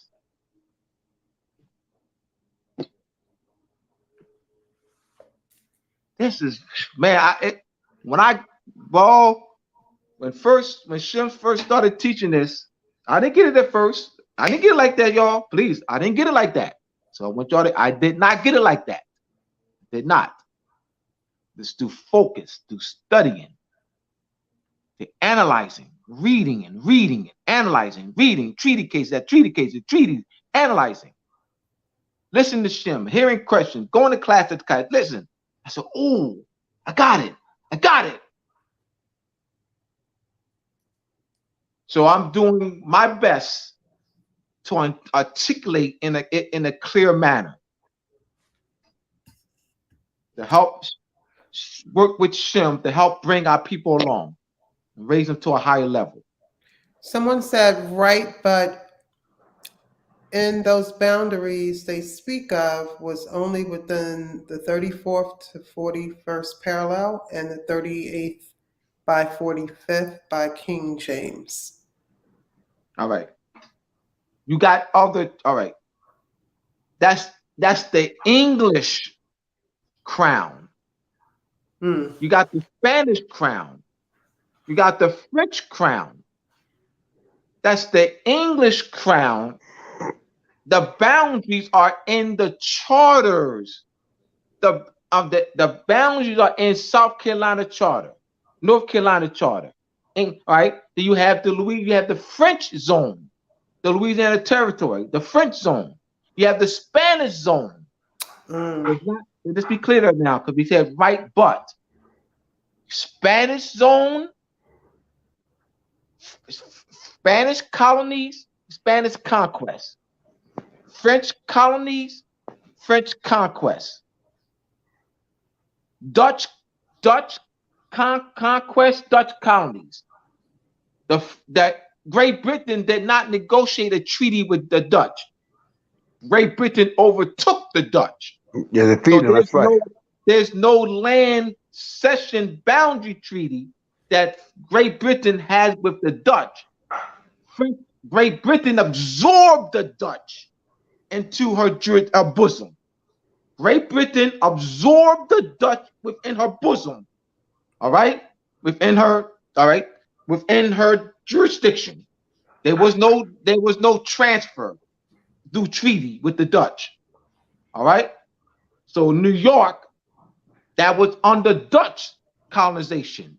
Absolutely. Dutch exercised Dutch territory sovereignty in Camden and New York and some parts of Pennsylvania. Lancaster County, yes, sir. So the Great Britain absorbed the Dutch in her bosom, not by treaty, but by conquest, but not by treaty. There was no land cession treaty with the Dutch. All right. So look at the treaties. Look at conquest, Spanish conquest, Dutch conquest, French conquest, and look at these. So these boundaries, so these occupying European sovereigns on our land through conquest and subjugation hired surveyors. They surveyed and they created survey maps. And so under ute pastedistis juris, the Great Britain under ute pastedistis juris took over the boundaries that France surveyed on our land. That's Canada, the Northwest Territory, all right, and like I said, that France ceded the Louisiana Territory to Spain in 1672. You have to look at the treaties. Just go through the treaties step by step. Let's not make stuff up, y'all. Please, let's not make it up. Show it. Just show it. I'm not making stuff up. I'm giving y'all references upon references upon references. You can see for yourself. I'm giving you the name. I'm identifying the treaties. And by that, that's the obligation. It's conquest and subjugation. So this is important.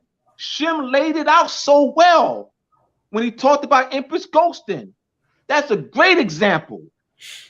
Is that we need to know who's the principal occupying sovereign to address to deal with our land rights. It's not the United States. It's not the United States. It's not the United States.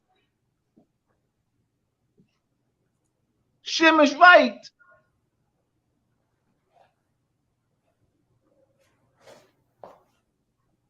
United States is not an occupying sovereign. I'm gonna give you another prime example. The Spanish, the Republic of France, had an order against the United States over land territory dispute in Morocco, Madrid. We have right now, Madrid, right here, Northwest Africa. When that argument happened, France went to the World Court. They didn't go to they didn't sit over no council to the United States Department of National Affairs. They went to the World Court as a sovereign. They went to a world body court and they represented themselves as a sovereign before the head court. All the principal nations delegate authority to one head court through a convention, a statute, the Roman statute, the Hague statute put out by Rome, the Roman statute, which made a world court. And what happened is France represented itself as a sovereign, not as the United States national. They did not go to the Department of National Affairs. They didn't go to the president. They go to the council. They go to the board. They come and sat down before the United States Congress. They went to the World Court, representing themselves as a sovereign over the United States, saying that we are sovereign before the United States reform, and that there's certain grievance. And what happened in that case? They went back to all these old treaties. See, all these people talk about, oh, those treaties don't mean nothing. No, they don't mean nothing because you're not a sovereign. You're not in your sovereign capacity. You're not your proper person. That's why it don't mean nothing. You don't know how to represent yourself when you do it. Oh my gosh. Good point, brother. Any more questions? It's what it is. Shem, we got to continue to do this. We got to continue to pound the proper concepts. That's all we do. It's going to take. We're doing it, and what it is that you got you got these conscious Moors out there that's pushing a lot of the misconceptions. So we got to override that. We have to overcome that. We have to overcome the conscious Moors who've been teaching and pushing the misconceptions. We continue to do venues like this and other venues and other platforms. Continue doing what we're doing. Other people are rising up, and other Moorish platforms that are being created that are directly connected to us. We got a conference coming up in March and May. All right, conference coming up in May in Philadelphia. All right, so we're gonna be serious. We are serious. We will overcome the misconception taught by conscious Moors. We will overcome the misconception taught by conscious Moors. Any other questions? Yes, any more questions?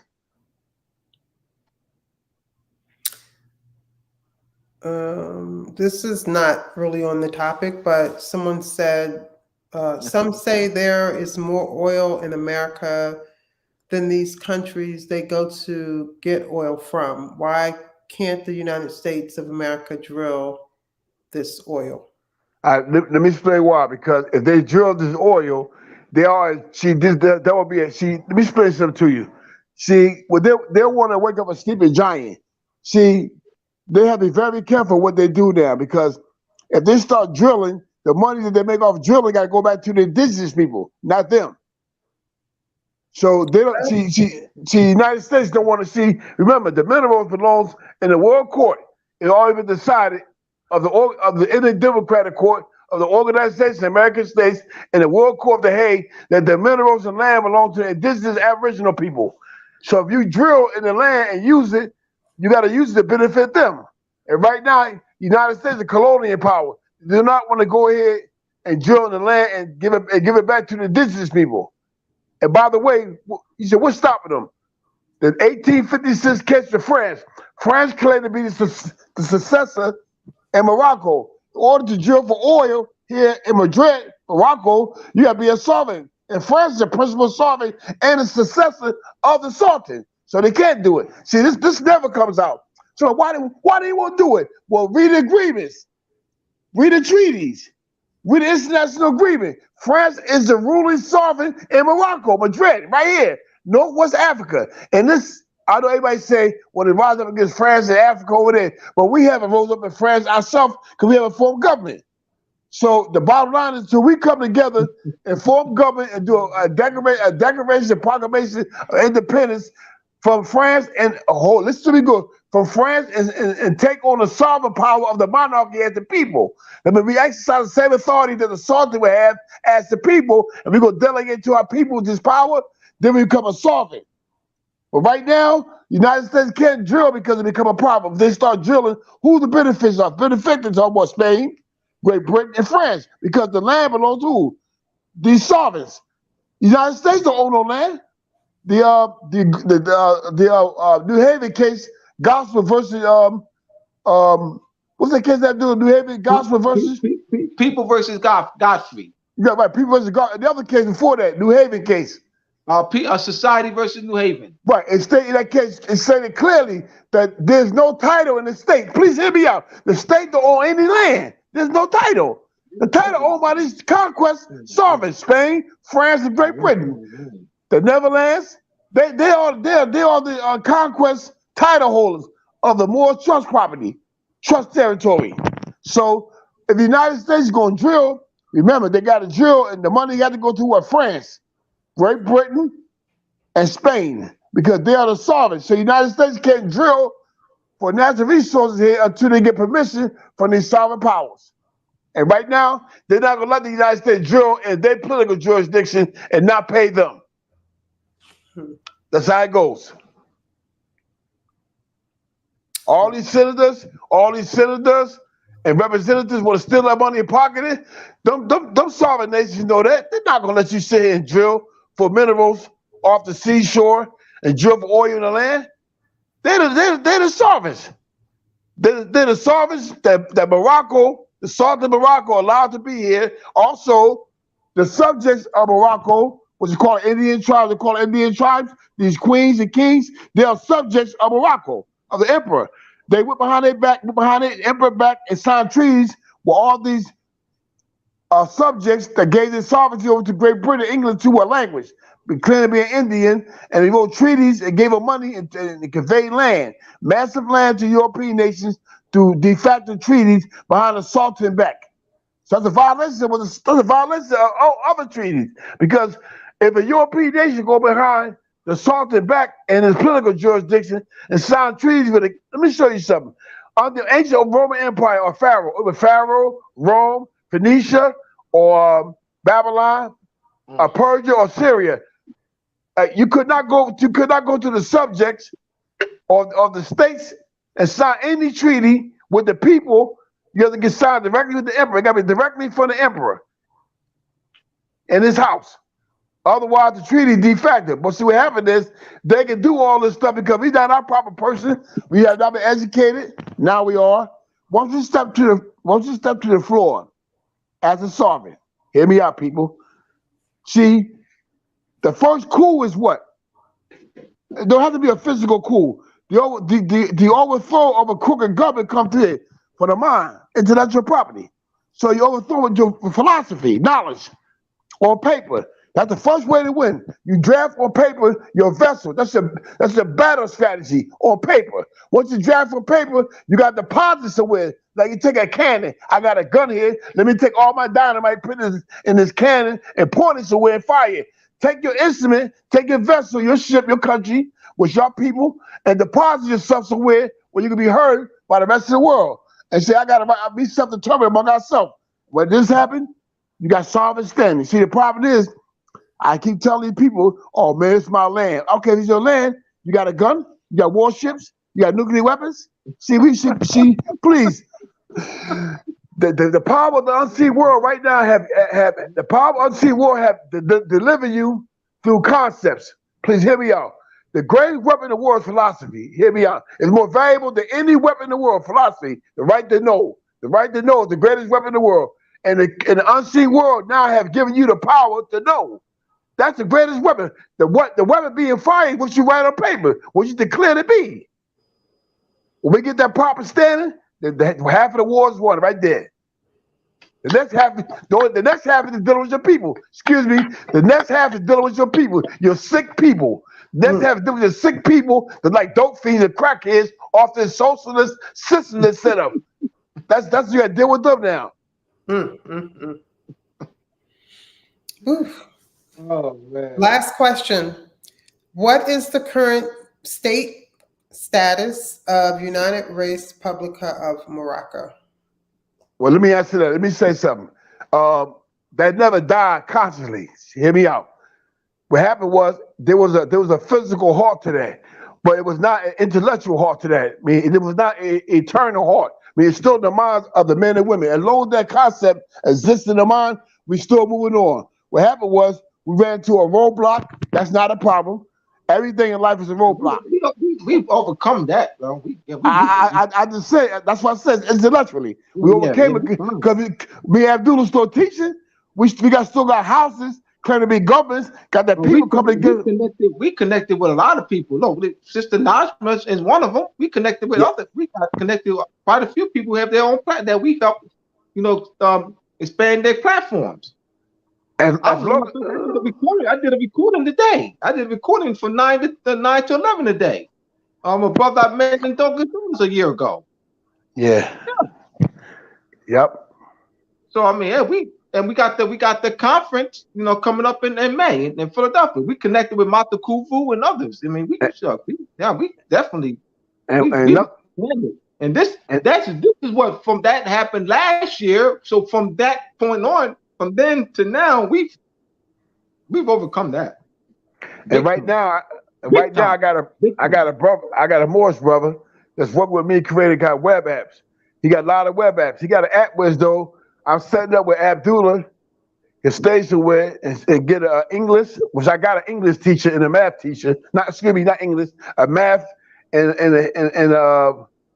other kind of teacher. One guy can teach. Abdullah teach the language, English, reading and writing, and he teaches the math and stuff. So what happened is he gonna create. He got an app. He can create about 1,000 classrooms or more. So what we're gonna do is we're gonna create a school. I'm gonna do a school charter and take that app and let Abdullah exercise the app. Every morning Abdullah get up at a certain time. Abdullah have a classroom set up. All the more people, when they come down, just going to the school for shop, pour your children out. Hear me out. You have more, stop playing around. Pour your children out. Let's come together, create a pool fund, put it into a school pool fund. And that way Abdullah can have all the money and it's pay the staff, pay for the facilities, pay for everything. And every morning your child get up, they take their records to the Department of International Affairs, the application for expatriation, repatriation, let them know we leave the United States, political jurisdiction, to pledge allegiance and to our government. And we do every morning they get up, they go to that, go to that web, go on there, and they got classrooms. Issue your own certificates of learning. See, this is the first start. In that case, Abdullah sent me, it states that anybody that holds on to tradition of their culture does have a right to protection under that treaty. They claim it. Hear me out. If you claim to hold traditional standards, follow the traditional standards, and implement the traditional standards every day in your life of old culture, of the old sovereign, meaning that I've exercised my allegiance to the old sovereign, then that treaty protects you. The only problem is we all have to be in our proper person now to exercise government. So we have a problem. We can have our diplomatic officer meet with the other diplomatic officer and iron that problem out based on the contract. And the first thing comes into play is who's the hosting nation? You in Morocco, Madrid doing business. We're not in European. We're not in Europe doing business. You over here doing business. Therefore, the rules. So in other words, what rule of law applies here? Well, this is how the rule of law applies here. The Torah, the Injil, you said the Bible. Oh, wait, let's be fair now. Because see, we have not been using these books.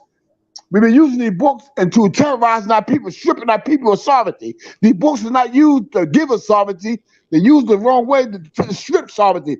They are stripping the sovereignty away from us. What you mean, Shem? These books are manipulating us. They're being taught the way to manipulate your head, your mind. So now you're in a brainwash thinking that you got to give, excuse me.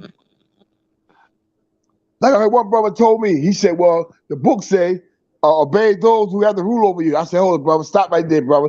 I said, brother, how can you be part of a sovereign body, a religious, a piety or a deity that practice a custom, a spirituality and rituals and customs and ceremonies? How can an outside group of people delegate and dictate you the ceremonies and festivals and policies and rules and regulations that's given to regulate rule you when the CEO already gave it up already? See, this is called real sovereignty. They don't understand this. So what they do is they take our men and women, brainwash them into the colleges, divinity degree, and they come out and rape the people with divinity degree. What you mean?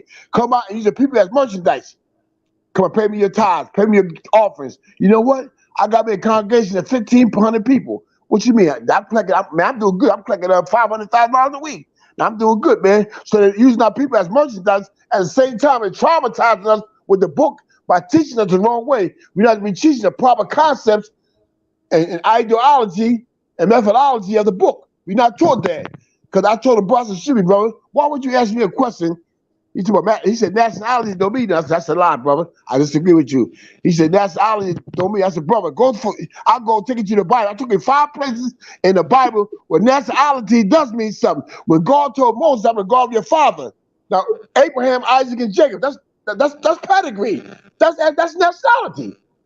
Come on now, stop playing with me.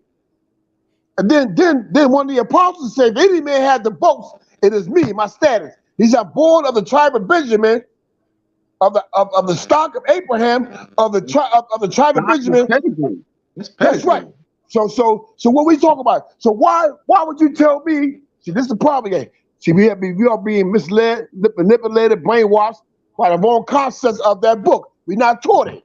That's why I tell people stop talking about the book because you don't know. You're being raped. And yet at the same time, the Pope of Rome is claiming sovereignty in Italy over territory as the Roman Empire over the book, over seers. You can't see what's going on here? Come on now. Last question. Abdullah, Moors and Masonry.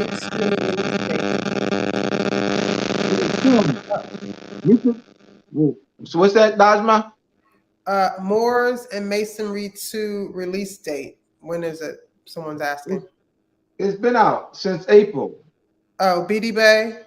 Did you hear him? It's been out since April. Moors and Masonry Park. Go to moorsandmasonry.org. Moorsandmasonry.org. Okay. Yeah. So get my books. Go to moorsandmasonry.org. We also have the Moroccan Post. Moroccan Post School of Government and International International Law. Our classes are on the Moroccan Post Media YouTube page. We have free classes on there. We also have paid classes that are not on there. All right. So that's the Moroccan Post Media YouTube page, and moorsandmasonry.org is my personal website. And what we're going to do? It says pre-order on the website. Oh, you know what? I got to get that taken off, but yes. Just ignore that. I keep forgetting that I have to put the new one up there. Okay. Thanks, BD Bay. All right. Any other questions before we close off? So let me say this right here. So we talk. So please understand this right here.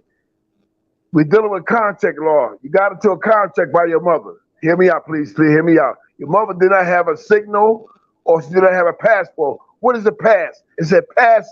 The pass. Pass is like a license, a privilege of your government as a protector. They give you something when you go into the foreign jurisdictions to be recognized to be protected. So that we get a driver license, that's like a pass. See, we got to understand this. We have not done any documents for ourselves to government relationship. First thing I tell somebody, you have to denounce your permanent status in the United States and say you move it back to you designate yourself to your country. When you do that, you cease to be a United States citizen anymore. And now you're protected. Now you see that paperwork with your nationality and nationalization document from your government up to the Department of Vital Statistics and Human Services, which is attached to the form. What happened is now you go to the database as a non-citizen, a non-resident citizen. Once you do that right there, there's other documents that we drafting up. Hold on. There's other documents that we drafting up.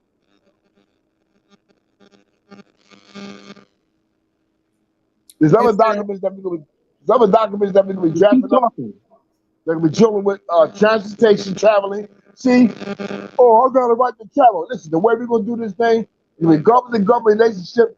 The government going to send forth documents over to the foreign government that when you travel on their bridges or their roadways, you're protected by treaty. You have your own signal. You know what the signal is? Your sign, your tag. That's the signal. Your tag. What's your pass? Your driver license for your government. Protecting you. So I can travel based on my government as give me the right to go on this land. But the government protecting you. So that's your protection. So when you have a form, you got a corporation or a trust, you want to incorporate, you have a fill out the form, incorporate a foreign nation, get your foreign EI number, and then you turn around and put it on the website, your database, you send it out to go to any state and register as a petition name, do a business in the United States political jurisdiction, protected by treaty. See, all this got to be done. These are processes that got to be done and we move the more back into the proper capacity. Not only that, You can roll over all your insurance policies, your annuities, your benefits, pension plans, your check, and then we create one trust for every Moor, so the Moors take over their trust property and control all their benefits. So we stay in honor with the treaty. Anything else? Nope, I don't see any other. Great job, brother. Great job, Shem. Great job, brother. Thank you. All right. Thank you, everybody, for joining. Have a great week, everyone. Be the best of yourselves, and we will see everybody back next week. Until then, stay strong and stay free. Peace and love. Let me say one close argument before I go. You know that coming back from COVID again. Hear me out now, y'all. I just said I got a Moorish brother got an app. We're gonna have to please hear me out. Please, I'm speaking for the heart. Please hear me out. All y'all Moors that sleep, yeah, Moors that doing wrong concepts. I beg you, please, to come together and come together. Y'all do a school charter in your region of Providence. We're gonna do a school charter up here. We come together, do what you call a memorandum understanding, and we create what you call a master account for the funds to go and have all the children that's Moorish, that's got propagating in school. We're gonna terminate the school charter they got with the school, and we're gonna have a register in a Moorish school. And what we're gonna do is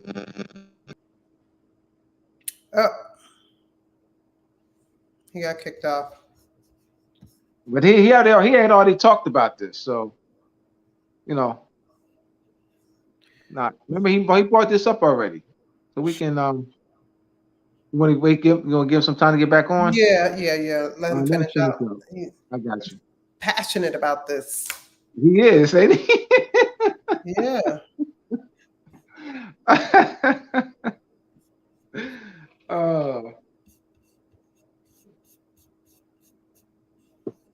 But he's trying to, he's working to protect our people, man. So I understand. You're welcome, Amanda. Amanda!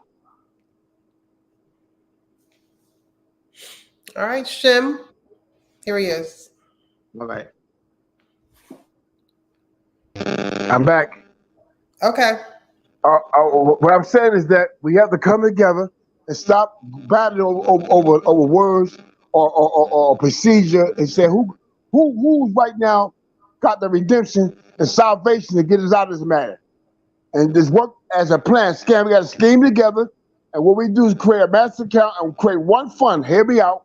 For everybody get money for the whole year, one-time fee for the whole year. Guess what? Your child goes to school, you're educated, and proper education at that, and get a certificate for their learning. Without going to all the COVID restrictions, going to now we create what you call a fund. That fund will be used to fund the school, one fee for the whole year. All the supplies you need, we would need a school teachers get paid. Their money would get paid up front, so they wasting their time. How we do it is create demos. Abdullah would go on a day, he would go on Saturday, Sunday, and teach 2 demos. And Monday and Tuesday, these demos were being taught to the classroom. On Monday and Tuesday, he created 2 more demos for Wednesday and Thursday, and we keep repeating that. So this will have to be done right away. We can't play around now, because what they're doing now, pretty soon, you won't be able to go to the bank, you won't be able to get no gas, you won't be able to get in the train if you don't have a certain real ID, hear me out, or you don't have the shot. So that's why we gotta get government structure up, because our government minister of health will say, well, we got a regulation that we got all our nationals do. But this, you have to respect that based on the treaty. See, by arguing, we're not gonna get this done. Gotta stop arguing. We got to agree upon something, and something got to work. Something's working here. What's working, Shem? What's working is there's a methodology or ideology of science that's been put into the system now. This Moorish movement that was never there before. Now we have to take advantage of what the energy there. The mother is out there nourishing her children. What she teach them? The mother, the education, the wisdom. That's the mother, a female, feminine. That's the mother. The mother is nourishing her children right now, and the children don't want to go on the breast. What's going to happen? You're gonna die, starve, down in the streets. We're gonna starve and not having sovereignty. And the right to self-determine. We're gonna starve and be killed, die out. So we got to do this. Any final thoughts, Abdullah? Oh no, not right now. Okay, sister. All right. All right, everyone. Peace and blessings, or that's not really the right word. Peace, love, and light. And we will see everybody next week. Have a good week. Stay strong, stay free. Peace, love, and light. TV-DMV. Peace.